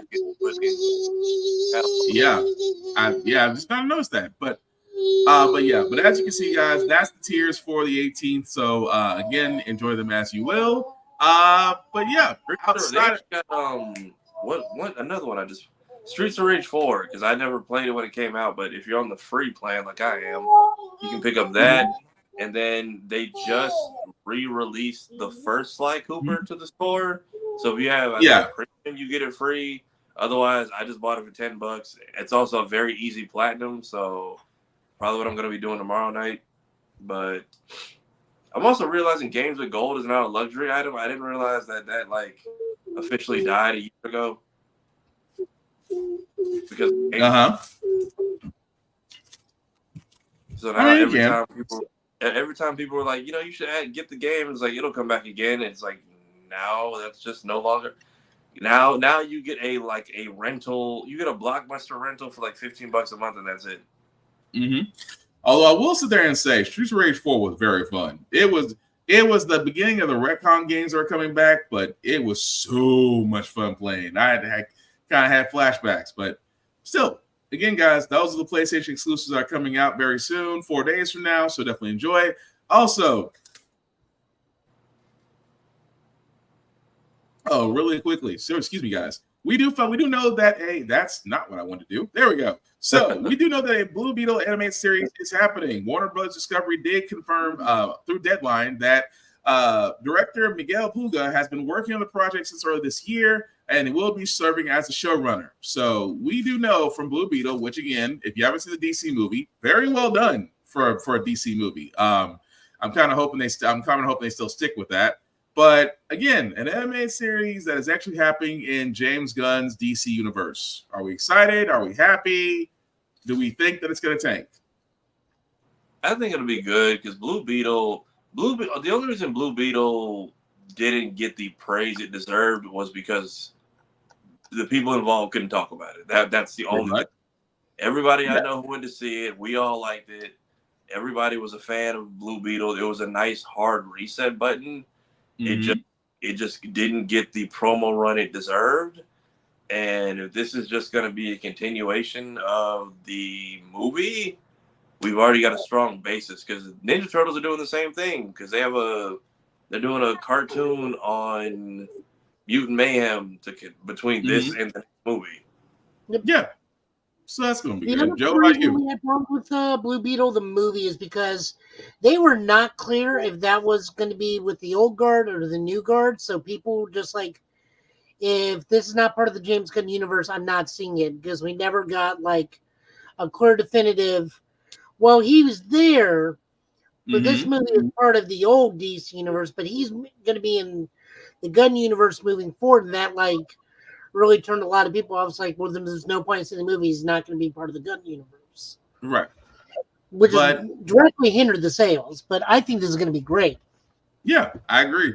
But as far as quick news, like I said before, that's really it. Outside of impressions, I'm going to start with the Acolyte because I know a friend of ours, Room Full of Blurs, Kira, who I leaned on heavily because she knows more about Star Wars lore than I do. So again, guys, if you've seen the Acolyte, we're not going to give any spoilers away. Just really your impressions on what did you think of it? So these women are or are not the prehistoric versions of the Night Sisters and Ventresses people? Yeah, they're pretty much Dathomir witches. Okay, because that was my only thing. I feel like going back 100 years and still being in the same spot that we met you in, I feel like I'm hoping or it feels like I wish y'all would tell me. Mm-hmm. Like I get it, the Jedi power has the Force, but what did y'all do to get their attention for this long? I'm not asking for a whole episode, just like a page of a sacred text, something. So many people. No, go ahead, Joe. Go ahead. So many people right now are so upset with this episode that just came out. They are. I'm like, if you're upset with the plot, because it's like, hey, we didn't get a lot of questions answered, like me. That's one thing, but they're just raging like before the opening credits. Episode 3. I don't think I need to see any more of Acolyte because I think I've deciphered like how the whole series is going to run out. Mm-hmm. But people are so upset because the twins are apparently immaculately conceived through Force magic, which they perceive as a direct threat to Anakin Skywalker being the chosen one because he was immaculately conceived through the Force.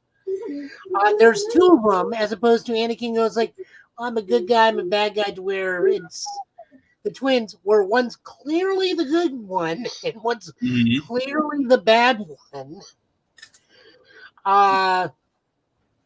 Just like, to me, I don't have an issue with it. I don't mind the series. It's pretty good. I've told people this is easy to watch because it's in a different era.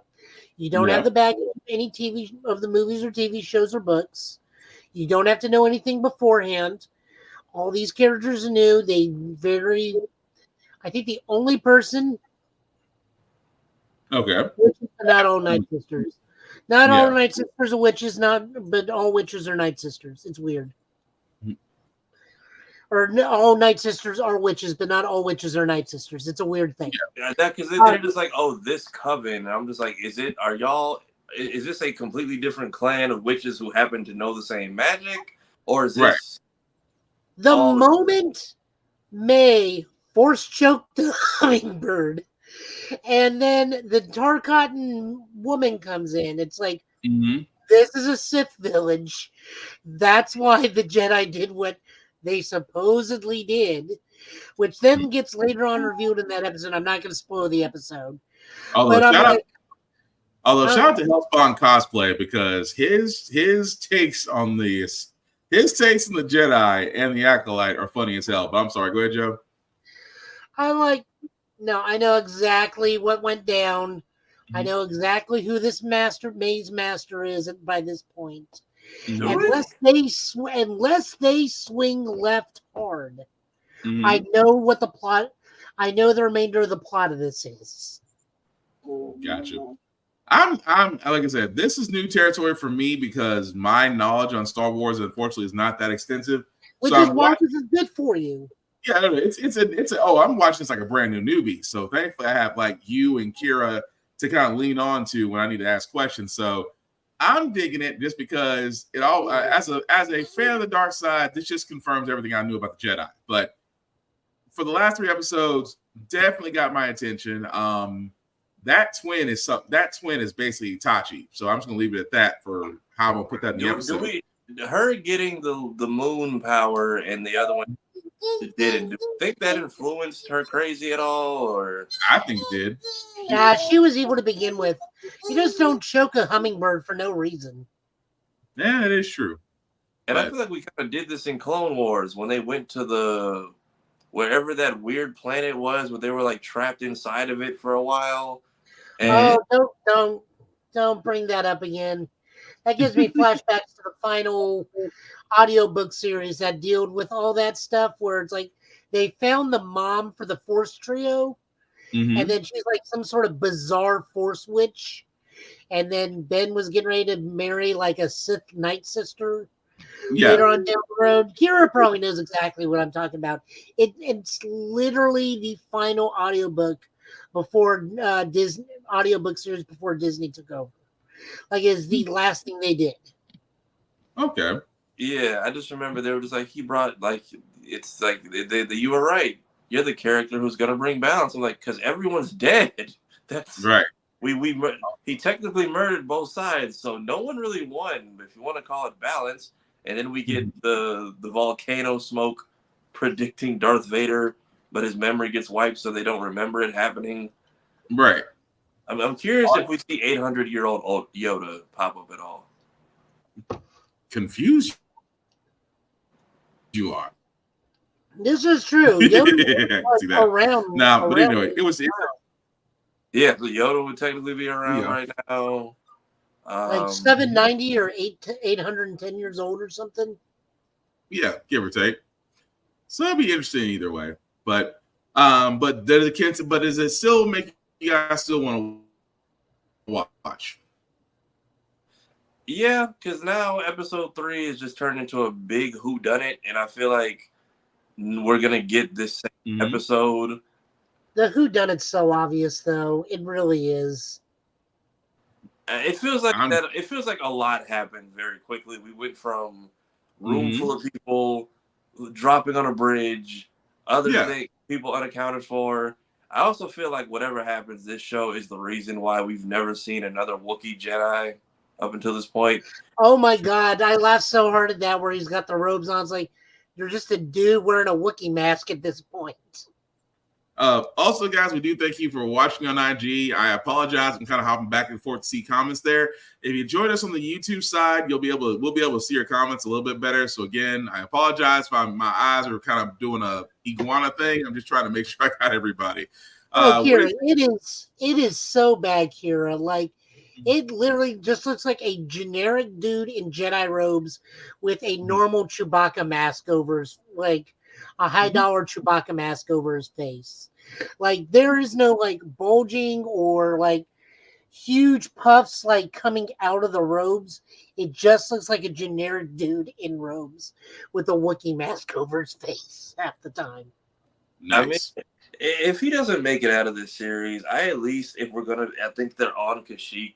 I would very much like to see him at least move like a Wookiee with a lightsaber. Like, don't make it easy. Like, be bouncing from trees to trees. And they've already screwed Kashyyyk up. Remember, like in the old days, Wookiees could not go to the bottom of forest floor of Kashyyyk. That's where all their natural predators were. That's why they were a treetop race. That is true. But I mean, is that throughout history or is that recent Clone That was Wars? up until Disney took them over. Like, it was a big thing in the Young Jedi Knight things where Chewie's nephew like had to go down to the forest to prove he's an adult. Yeah. And that's where he got the wood to make his lightsaber from. Was that the weird Knight's book with Lobaka, I think his name was? Yes, that's it. The one where he's got like the little translator, tiny translator droid. I didn't know about the droid. I just remember seeing a Wookiee on the cover of the book with like looks like he's turning to the dark side and Globaka, that's his name. Yeah, I know the Lobaka books, but even in the wait. He never turned. Time out. Oh, damn. Okay, never mind. Yeah, my attention. I was like the cover. I'm talking about the audio book. No, we don't need to talk about Abeloth anymore. Let her go away. Good Lord, you almost have my attention. I need to see him move like a Wookiee with a lightsaber one time. Like, don't just give me some weird ground battle stance and then it's over. Like, or no weird hypotheticals because we're just willingly drinking stuff now after. So you heard everybody who was talking to you for 10 years and ignoring them willingly. That's what I got out of that scene. Nice. Well, aside from the Acolyte guys, I know Tafari, you and I, we are definitely fans of Amazon Prime, The Boys. Really quickly, what did you think of the first 3 episodes so far? Did we just run out? I know we're deviating from the source material, but did we just run out of stuff to do with Frenchie? Because whose man's is this, and why should I care? Frenchie going through it. Frenchie's always going through it because his ghosts come back to haunt him. What I hope we're not doing a Jessica Jones season 3 where everyone's biggest enemy is their own bad decisions. Because even him and Kimiko, like, I'm scrolling through last season, like, what did I miss? Where she's like, "We're never happening," and I'm like, what happened? What did I miss here? Right.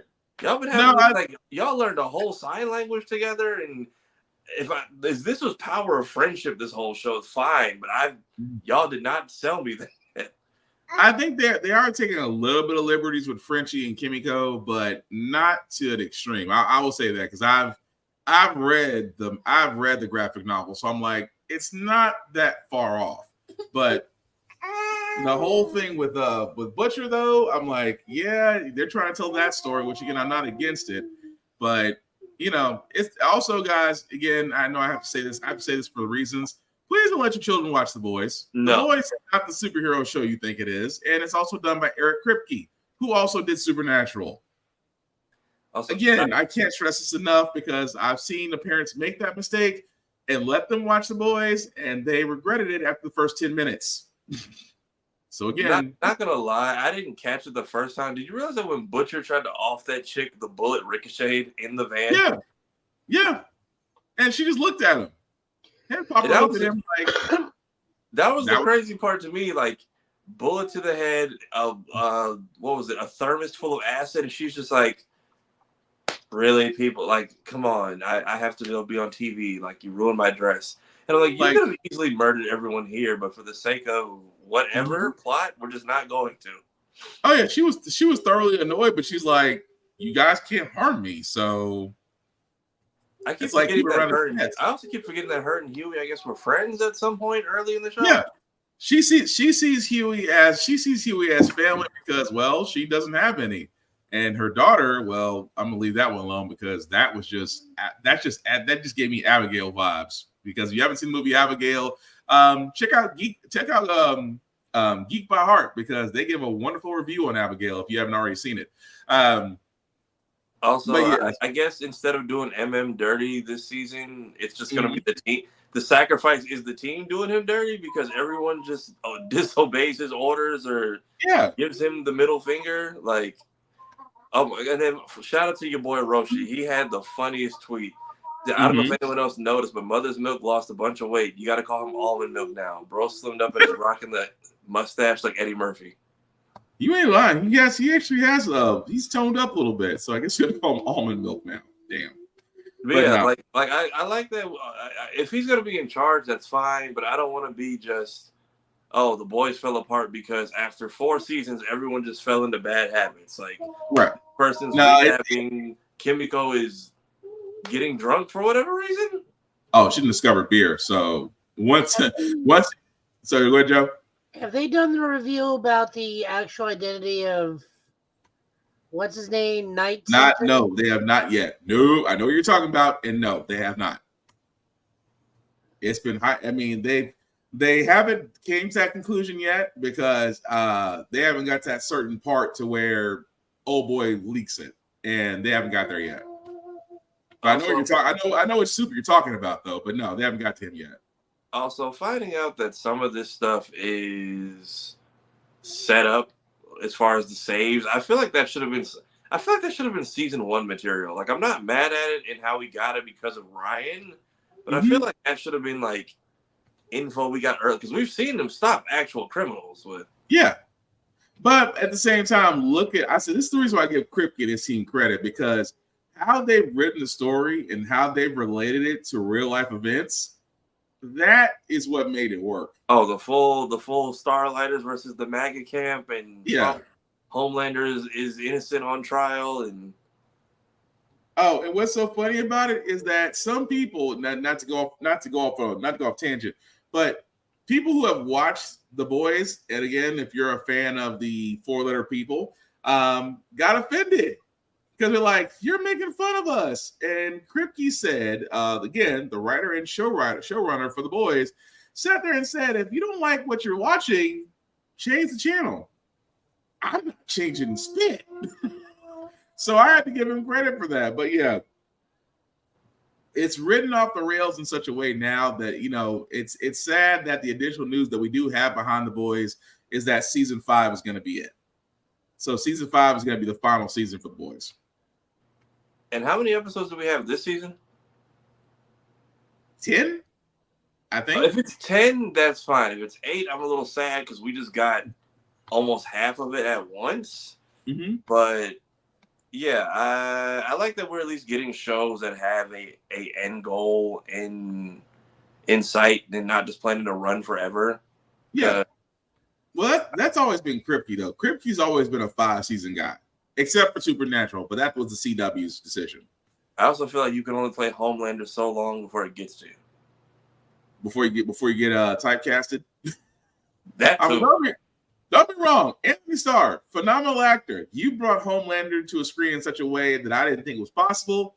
But yeah, you don't want to get typecasted. But don't believe me? Ask Neil McDonald. But yeah, so far it's a good 3 episodes. And also let us know in the comments what you think about The Boys so far. Keep spoilers to a minimum, just because again, we try to give everybody at least a couple of days after it comes out to watch it, and then we'll come back and discuss it. But that's really all the news that we have before we go on to our comic pools. But before we do that, we always want to show love to Rick's Comic City here in Nashville. Nashville's #1 place for comic books, for mangas, for collectors.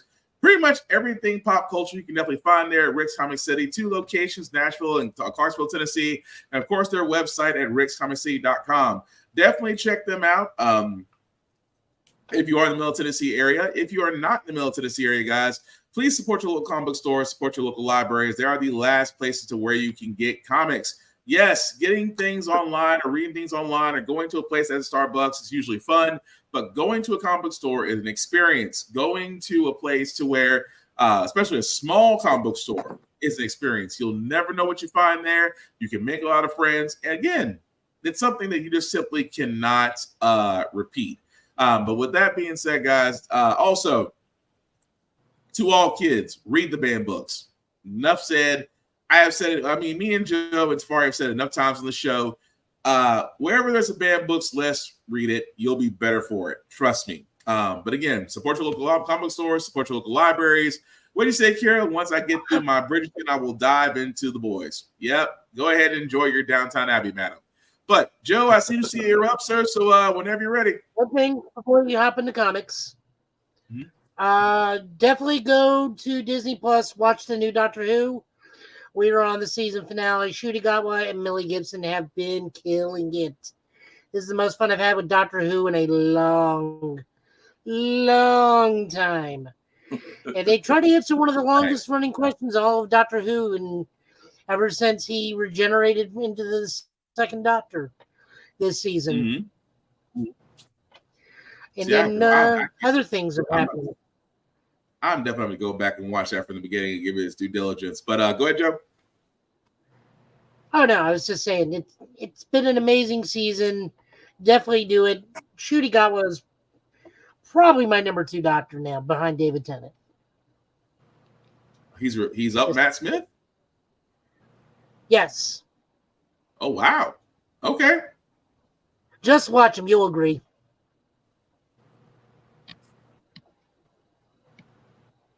I'm going to keep that in mind.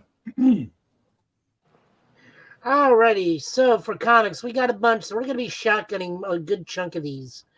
My Adventures with Superman. This is a new series, obviously, as the cover says, set between seasons 1 and 2. This is written by Josie Campbell with art by Pablo M. Collier and colors by Nick Filidari. We just get to see Clark doing Superman stuff. Joe, what do you think about folks calling this season meandering? They're idiots, and they should be stricken from the record. Those guys clearly for House of the Dragon. Yeah. So, Superman, My Adventures with Superman. This was a good book. Introduces possibly a new character, possibly a returning character, or someone augmented. I had no problems with this book. I think it's still retains the brevity and spirit and the mystery that My Adventure with Superman comes, which, by the way, this season 2 episode where they introduce Kara, and she just straight up is Android 18. If you have not seen it, the full on Android. Even the pendant. Even the brooch on the left side, on the right side, is like, why is she Android 18? I'm not going to argue with that. I fully agree. If there's a show I have to beg people to watch, and please don't let it fail, it is My Adventures with Superman, because it takes such liberties with this. This is the first time I've seen a Superman story where the Kryptonians were like, yeah, we did that to ourselves. We fully deserved everything we got.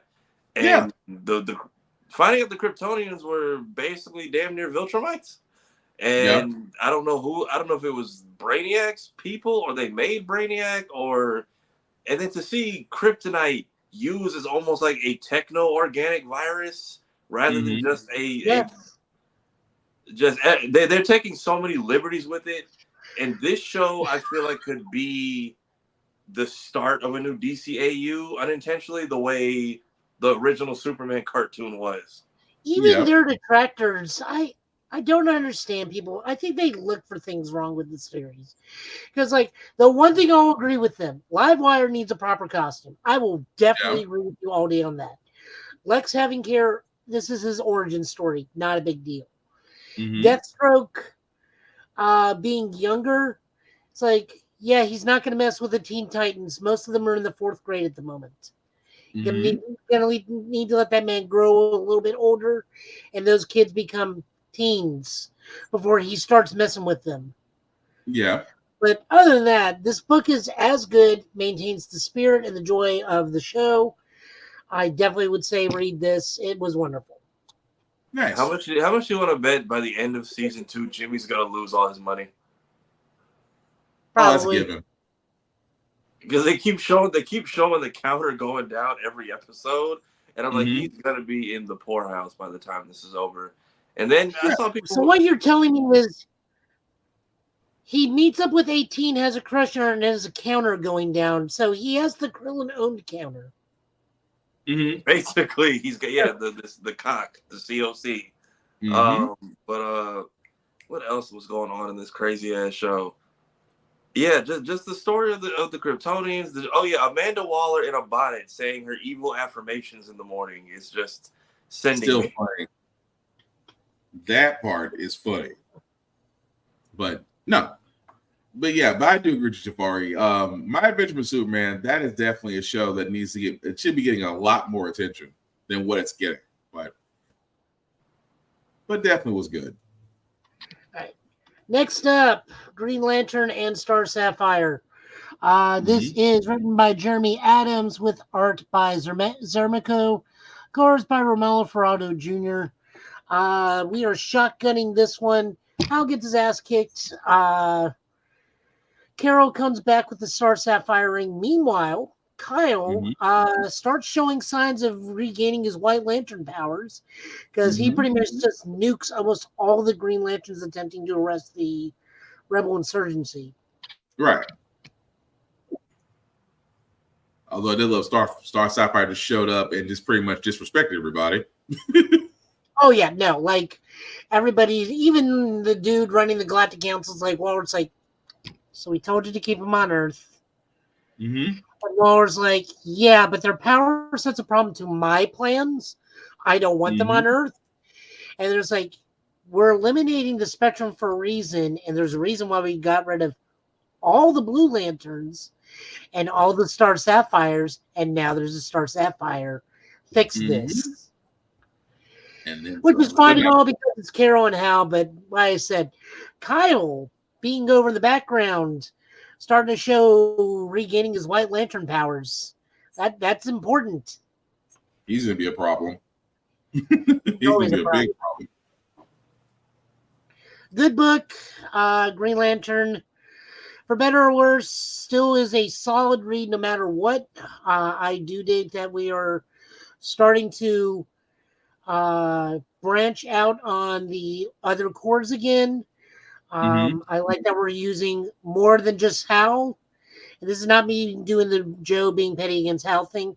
I do like a Green Lantern book where it focuses on the core or a larger spectrum of lanterns rather than just a singular lantern. No, that's a fair assumption. Moving on over, again, we are shotgunning this one. This is Blue Beetle, written by Josh Trujillo, art by Adrian Gutierrez, and colors by Will Quintana. This is the end of the first arc for or second arc with Beetle, where he fights the giant robot powered by the Green Scarab. Victoria's put her in place. Ted is back up and running, and we will be moving forward to the next arc from here.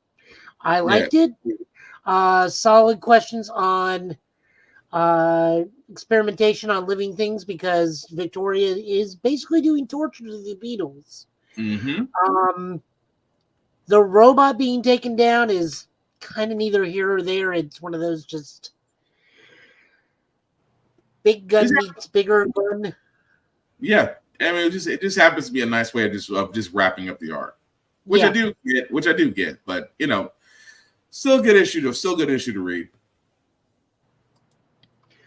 Moving on over into Marvel, we are looking at Avengers number 15. This is a Blood Hunt tie-in. So naturally, this means this is written by Jed McKay with art by C.F. Vila and Federico Blee doing color. One moment.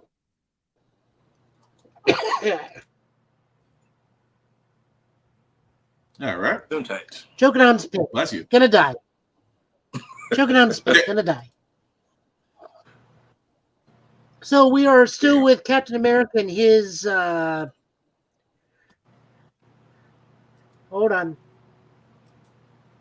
See, that's going back to haunt you. You summoned it and it came. It sucks.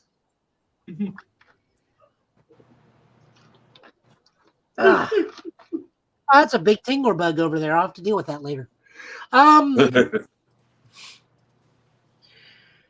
So, anyways, Blood Hunt, the Avengers tie-in. As this is Captain America during a vampire event, which must mean we have to take down Nazi vampires, being run by Baron Blood, who have taken over a SHIELD helicarrier and are using it to hold millions of people hostage in a attempt to establish a human farm so that Baron Blood can make more Nazi vampire soldiers.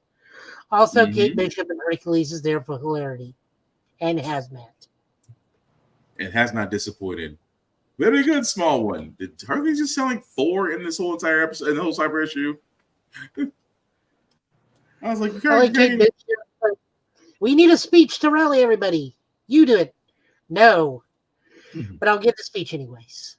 And then just gives a perfect speech like you just had that one in the pocket, Sam. But yeah, I just feel like for every no, that's Blood Hunt, different one. Oh, right. Damn it. This is the Kate Bishop one where so it's like, so you're just a normal person. Yes, but I shoot sticks and vampires hate sticks. Although still the whole thing with Baron Blood though. It's like, Captain, we've done this for a while. Yeah, you just don't seem to die. Good book. Blood Hunt tie-ins are fun. I can't wait for the Magic one. I really can't. That's going to be my favorite out of all of them. Miles Morales Spider-Man, also a Blood Hunt tie-in. You need to read this before reading Blood Hunt 3, because this explains why Miles is a vampire at the end of Blood Hunt 2. Written by Cody Ziegler with art by Brent Peoples and Daniel Piccigato. Bless you. Hold on. Uh-oh. And he really did sneeze. Yep. It has. There it goes. Yeah, there it goes. I should not have eaten that night bagel. Oh,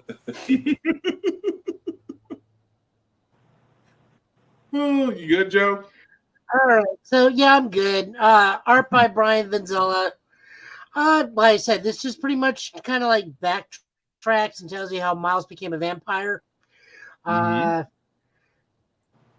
of has his own mind, because it jumps forward and he has his own mind and he's saving people, but the vampire tears his mask and no one trusts Miles because Miles has, for whatever reason, the only distinction with Miles being a vampire is he has like ears that makes Link envious. Yeah, elvish vampire. I don't know what to say on that one. Like, It's weird that he's half elf. It's like your ears say Lord of the Rings, but your mouth says Interview with a Vampire. Pretty much. I guess they're trying to make him stand out. That's just my opinion. So, not bad. I enjoyed it. It was fun. It does give you context for the next part because we are looking at Blood Hunt number 3, written by Ted McKay, art by Pepe Larraza, and cards by Marty Garcia. Pretty much just the Avengers are giving speeches to tell everybody, we got this. Blade apparently does not like speeches for whatever reason. Miles goes to try and track down Blade's daughter who has left. And apparently Dracula says, by the way, Blade's daughter's the key to all this. No one let her die. And then for whatever reason, and they're going to use... the Moon Knight team is going to go and use the Midnight Mansion to use against the vampires in some form. Yeah. Good issue. But again, it definitely does build up the fact that Doctor Strange is still fighting himself and yet still restoring some sense of humanity in Miles, which I thought was funny. But yeah, it definitely was an interesting issue. The speech Cap makes is just, I really do think that is Sam's thing. Is Sam's superpower is just inspiring people. Which now is ticked off Blade. Which you know what? If he is possessed, I want to know by who. And I guess he can't get to Wanda because Wanda's put a barrier or something around her. That really wasn't clear what was like surrounding Wanda at this point. Something to do with the Darkhold. Oh. At least that's my guess. It wasn't confirmed, but that's my guess. Yeah, like Blade has Wanda, but has yet to turn Wanda. But I think he can't get to Wanda. Right. So she's pretty much just being a witness. So we got also X-Men Bloodshot with Jubilee, former vampire turned single mom turned mutant single mom. Pretty much she runs into someone being turned into a vampire, gets turned into a vampire, but because she knows how to deal with vampirism, apparently a vial of rat blood can at least like quench the thirst enough to regain your humanity, your cognitive abilities long enough. And then the vampire, pretty much the Daywalker team, I guess is. Yeah, the Forgiven. Might as well be the Daywalker team. Like, they're vampires that hunt other vampires. They're kind of like Blade, but I don't think they can daywalk. I think they only operate night. But, like, the vampire hunter vampires team up with Jubilee because they're all friends from a previous X-Men issue. Yeah. Not bad. If you're a Jubilee fan, this is something to read. I mean, anybody with light-based powers in a vampire fight is actually kind of helpful. Just true, it's like part of the execution. That's the other reason why there's a Jubilee one-shot, is because she is technically part of the X-Men Vampire Extermination Squad, the Exterminators. I'm just wondering where everybody else is, but we'll answer that in a little bit. Next up, we got Blood Hunters number 2. This is a little bit of short stories. The Hulk dealing with vampires. Kate Bishop dealing with vampires again. Dealing with a vampire that's hunting other vampires and 2 ghost twins. Maybe. Then Elsa Bloodstone, one of her friends got turned into a vampire and teams up with Dagger, who cures White Widow's vampirism, but becomes a vampire as a result of it. Yeah. Or did she get bit? She's somewhere along the line got bit. It didn't actually show where, but she was bit somewhere. But held off long enough to cure White Widow of her vampirism. Pretty much. Not bad. This is kind of like off to the side what some of the other heroes are doing. Still better than the Spider-Man tie-in, which we are not covering because that's stupid as shit. Look, I don't care about. Look, it is not me being mean or anything, but you're teaming him up with the Lizard and Misty Knight, which, no offense, Misty Knight's wonderful, but makes no sense in the contest. Why you're teaming Spider-Man up with half the Daughters of the Dragon and the Lizard to fight Morbius for whatever reason in Blood Hunt. No one's talking about that.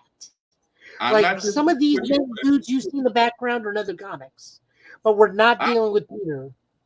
I'm not disagreeing with you, but it's still funny. It's still funny.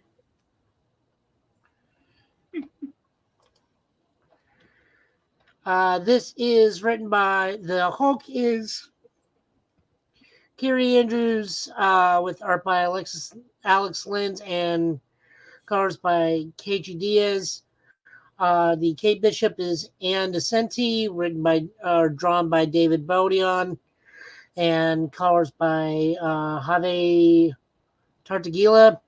And the Elsa Bloodstone and Dagger is written by Erica Schultz with art by Bernard Chang and colors by Marcelo Mielo. Mm-hmm. And we get to the end. Next up, we get to the end of the Krakoa era. X-Men, Uncanny X-Men 700. This is the grand finale for the Krakoa era of X-Men. Mm-hmm. This is written by Jerry Duggan, Al Ewing, Kieran Gillen, with art by Josh Cassera, Phil Noto, Lucas Wernick, Linnell Francis, Walter Simonson, Mark Brooks, John Romita Jr., who actually does a really good job in this one. Why can't you do this in Spider-Man? You know why. I know. Scott Hanna, Jerome Opina, Luzano Vico, Stefano Caselli, and Sarah Pacelli. I guess Sarah stopped being Witchblade and became a inker. Art by Romulo Fernando Jr., colors by Romulo Fernando Jr., Phil Noto, David Crowell, Laura Martin, Sonia Obeck, Marcio Menez, Matt Hollingsworth, and Matt Wilson. Lots of stuff. Lots and lots of stuff. Xavier survives an assassination attempt made by Wolverine, has a heart-to-heart with Eric. Mm-hmm. Apocalypse seemingly goes evil for a hot second and starts fighting with the X-Men because he's all the mutants from the White Hot Room reestablishing New Krakoa in the White Hot Room, brought it to the mainland, and the islands merge. So they're going to take Krakoa with them because they've been in the White Hot Room for 15 years, so everyone's 15 years older. And everyone, the main dudes, just tells about it's nah, peace is the way we went, and we're out after this. We want nothing to do with this anymore. So, of course, Apocalypse tries to kill them. The X-Men's got to defend them, and then Apocalypse is look, survival of the fittest. I want all of you, because technically you're all my kids. Even though it's still weird if he was the first or if Celine was the first. We're still not sure on that one. And I want you to always be ready because the humans will always be like this. This is why it needs to be survival of the fittest, not the strongest. After they do this, Apocalypse is you know what?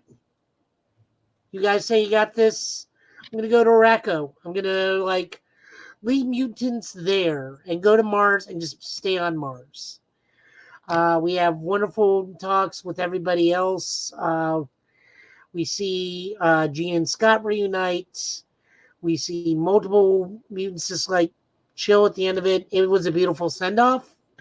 Yeah. This was probably the end of one of the most exciting eras of X-Men in a good long while. And that was probably the best possible outcome. Yes. That was probably the only way that was going to end properly. So the Krakoan era, the Krakoan arc, I should say, That was actually pretty good. But the whole thing of Apocalypse realizing like I'm not needed right now, I think that kind of broke him a little bit. Just a little bit, because he's just like, oh, you guys are prepared. Mm-hmm. Well, now what? It's like his whole idea is like, I got nothing. I wasn't ready for this. It's like, what do I do with what? Also, I think Kurt's probably done the most damage to Apocalypse I've ever seen. Yeah, definitely that. Grabs his face and teleports his eyes out of his sockets. As he still fights, and still just whoops ass. But no. So how long were they in Krakoa? Because I'm seeing so many people do these very sad like send-offs to this entire, however. So the whole Krakoa era was 5 years. It started in 2019. The actual mutants themselves were like the ones that were in the White Hot Room were in there for 15 years. Mm-hmm. Everybody else was in real time. So like 5 years has passed. Yeah. Okay. So about that. But it's actually been, but in the White Hot Room, it's actually been quite longer. But enough time has passed for them to sit there and actually figure stuff out. So by the time they do kind of catch up with the timeline, they're like, "Yeah, we discussed it. We're leaving." That's what it came down to. But it's not entirely over because we have X-Men Era of the Apocalypse, which does technically serve as, right here, editor's note, this takes place immediately after X-Men 35, which is also X-Men 700. So Apocalypse has gone to rule on Araco, on Mars, but he wants somebody to take his place on Earth to make sure mutants don't ever become soft. So he gets a handful of people like Richter, Danny Moonstar, Emma, Exodus, Archangel, to see who could get his great treasure and claim the throne as alpha mutant on Earth. And also a surprising appearance of his own son, Genocide, which is the mainline universe version of Holocaust from Age of the Apocalypse. Okay, I thought that's what that was. It kept bugging me. I was like, why is Ghost Rider here? Yeah, it kind of looks like Atomic Skull. It just kept throwing me off. Huh? No, I said it just kept throwing me off. The more I looked at him, like, why is he even here? I'm like, that doesn't make any sense for him to be here. But I digress. Keep going. Transformers number 9, written by Danny Warren Johnson with art by George Crona and colors by Mike Spicer. So the Devil's here now. Shockwave came. Lots to talk about in this book. Big drag-out fight between the Autobots and Decepticons. Cliffjumper and Jazz not doing that great. Ratchet really not doing that great. Shockwave has come to Earth, meaning the Devil has once again stepped foot on Fermentera. If you don't know what I'm talking about, I can't help you. You need to start reading the IDW books. There's the Devil, and then there's Shockwave. Yeah. Meanwhile, Alita 1, who has the barely alive corpse of Ultra Magnus, is running for the Gabaticons, and just through sheer coincidence finds a space bridge to Earth. But once again, I enjoy the writing of this because the big standout to me was actually Astro Train, who, per Soundwave's command, goes to find Spike Witwicky, goes to a hospital, holds the hospital hostage, but literally tells the doctors, like, I don't want to do this. I don't want to hurt any of you because you guys are lesser life forms than us. You don't need this. We're just here. You're just going to have to deal with it. But I want no harm to come to you. I just want the kid. Which is, again, interesting that the Decepticons are more lenient to the humans than most people outside of Starscream, but we don't need to mess with him anymore. Remember, he kicked Soundwave's cat. Great artwork. More wrestling moves as we see Shockwave hit Prime with the Tombstone Pile Driver in this issue. Wow. Is Optimus Prime supposed to be Atlas right here? Yeah. He's found the intruder in his studio. Mm-hmm. Just wow. It was a good issue though. Yeah, no, this was really, really good. It also saddens me because, like, Alita makes Prime leave, and Cliffjumper and Jazz are still there. Mm-hmm. So Shockwave just starts dragging Cliffjumper away. It's like, we got experiments to do. Painful experiments. Still, wow. Apparently, the new movie's doing really good too with early screenings. So, oh yeah, Transformers 1. Do you say Tafari you saw that they got a standing ovation in yeah, screening? apparently it is beating all expectations. I can't wait for that. That does give hope. I told everybody the moment we saw Steve the Viacon, we knew that movie was going to be good. Steve Viacon. Nice. And rounding up the night, we got Jason Aaron's lead into Teenage Mutant Ninja Turtles with this Alpha series. Each alpha issue is going to be focusing on a single turtle. This one's going to be Donatello, who's somehow got caught in a black market mutant fight ring. And it's just kind of like in it to protect the other mutants. So he continues to stay. Meanwhile, old Hobbs from the previous continuity. So I'm really confused. I thought this was supposed to be a full reboot, but apparently Jason Aaron's just taking over the previous continuity and moving forward. I thought, like I said, I thought this was like a full reboot.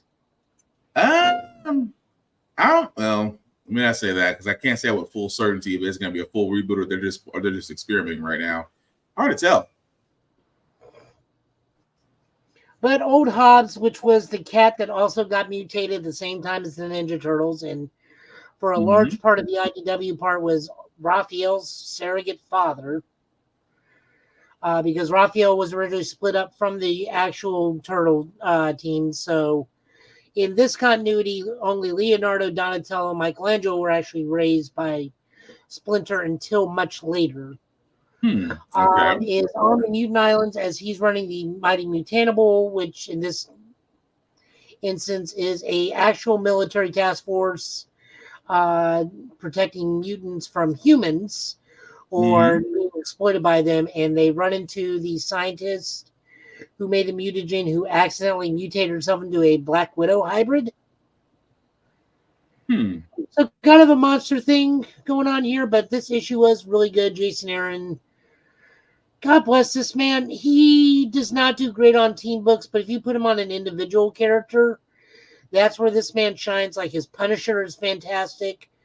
His Avengers was god awful, but like he shines more with smaller teams or individual characters, and it really does show here. Yeah, makes sense. That's it. That's all we got. We had like a lot of books to go through. Okay.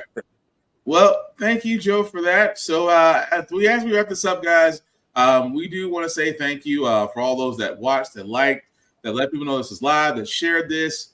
We just want to say thank you, especially those that commented. We want to thank you guys as well. Again, on the Instagram side, I apologize. We try to direct you guys over to the YouTube or Facebook sites because we can see your comments versus me hopping back and forth. It makes things a lot easier. But as we are all signing off, Sir Tafari, I'll let you go first. You want to let people know what you're doing, sir? So you can find me on all platforms underneath this name right here. I post on Mondays to make them a little less terrible. I also do the editing for Blurred's Eye View. We actually did a reaction yesterday. They have a new collaboration with Martian Blueberry and Walmart called the League of Black and Unlimited Dads. So I've it was really cool. Go check that out. Really hits you in the gut. We also dropped our interview today with Anidas Quinones, who, if you don't know, that is the English voice of Mirko from My Hero Academia. Came out just before the show started, so if you could please go watch both of those, would really be appreciated. All right. Joe, you want to let people know what you're up to, what you're doing, sir? Aside from probably resting after cleaning out the garage. Yeah, I got a lot of dust in these lungs from that today. I was going to say, you need to sleep within air filters, man. I'll just sleep next to a fan with my mouth open. It'll clear out eventually. No, I'm everywhere. Twitch Joe, tag last name Joe, the number 10 LO over on Twitch, but it's also Joe tagging last name if you look me up. Show a Guy Joe, which at some point we're going to do Ultraman things on there. That new Ultraman Rising movie came out. I thought that was a TV series. I thought it was too. Apparently it's a 2-hour movie. Interesting. Okay. So we'll hear about that probably next week if I can watch it. And then Total Justice Gaming. At some point I'll go back to fighting, but I will stream some Street Fighter every so often. Probably about an hour and a half. It's been fun getting back in there. Manon is... You can do things with Manon now because of this new patch. I just can't wait to replace all the Akumas with all the Bisons. You can be seeing old man Bison. I mean, I'm just going to keep that. Why do we have to keep teaching this lesson every time, old man? Oh, man. Well, aside from that, guys, I do want to first start off with shameless plugging. I do want to shout out with BlurStation.com. Besides me, Tafari, Room Full of Blurs, Geek by Heart, and many others have used the hashtag BlurStation Beta because we've shown tidbits of what the site is, guys. It is the platform, the vehicle that we want to show various things from movies, television, anime, comics. It's basically what we asked for. It is the Netflix, Hulu. It is literally the vehicle that we want you to join. Again, you can join by hitting the Join Now button. If you do that, we do hope that you do select the Blurred's Eye View Affinity membership, where you can select myself, Black Spartan, or Tafari TV. Either one of us, we would certainly appreciate it. And it has the price of $10.99 a month. Yes, $10.99 a month. At the same time, guys, the content is still going to remain there. It doesn't come off. It doesn't get removed. $10.99 a month, what you pay. 36 months of paying $10.99 a month. You do have the ability to own a piece of BlurStation. And yes, if you are a content creator, if you're wondering, you can have your content on BlurStation. You do have to join as a member first. Once you have joined as a member of BlurStation, you'll be able to speak with those behind the curtain. And once everything's worked out, your content can be shown there. And you get to own your content. The only thing that BlurStation does ask for is just a piece of distribution. Not a bad deal. So definitely check out BlurStation.com when you definitely get a chance. As for myself, guys, you can find me, Black_Spartan615 on the interwebs. As I usually do here, and as far as you'll find me here on Blurred's Eye View every Tuesday and Thursday. Again, guys, our podcast can be found where a podcast can be seen or heard on various platforms. Also on Always Record TV, you can definitely find us there as well. And beyond that, again, like, share, and follow. Like our good friend Reverend Navy says, like, share, and follow costs nothing, takes a second for you to do. We'd certainly appreciate it if you actually did that, because again, that helps us grow. And that's what we want to do with GetBit. We want this to grow. But we certainly cannot do this without you. Outside that, guys, con season has happened. The rules still apply regardless. Number one, respect cosplayers at all times. Cosplaying is for everybody, regardless of your color, regardless of your weight, size. You can cosplay as anything that you want, except blackface. Just don't do it. Blackface will get your ass kicked. I'm just warning you now. Number two, please groom yourselves. What I mean by that is, guys, wash not only your bodies but your clothes. Use a rag. Use a wash rag. Use soap. Use deodorant. Use cologne. Have clean clothes, because these cons can be very spacious, but sometimes it can be sardines in a can. And you really don't want your first impression of you going to a con stinking up the joint. That's all I'm saying. And number three is the same rule that I have for myself that I have for everybody else. These cons, you go a lot farther if you're nice. manners and kindness go a long way. Simply put, be nice, be kind, share your fandoms. You will get a lot farther in life. But simply put, don't be a dick about it, and we'll all be cool. So as we wrap this up, guys, any last words for call tonight? GG, Microsoft. GG. Right. And happy Father's Day. Oh, and yes, to all those fathers out there. Happy Father's Day. Hopefully you enjoy your day. I know I did. I got an early Father's Day gift. I can't wait to unwrap this thing and actually get this thing set up and start playing. But if you are a father, whether you're biological or stepfather, or you've been a father figure, really true, or if you're a cat dad or dog dad, if you're a furry dad, this includes you as well. I'm sorry. I'm salivating for some odd reason right now. I apologize.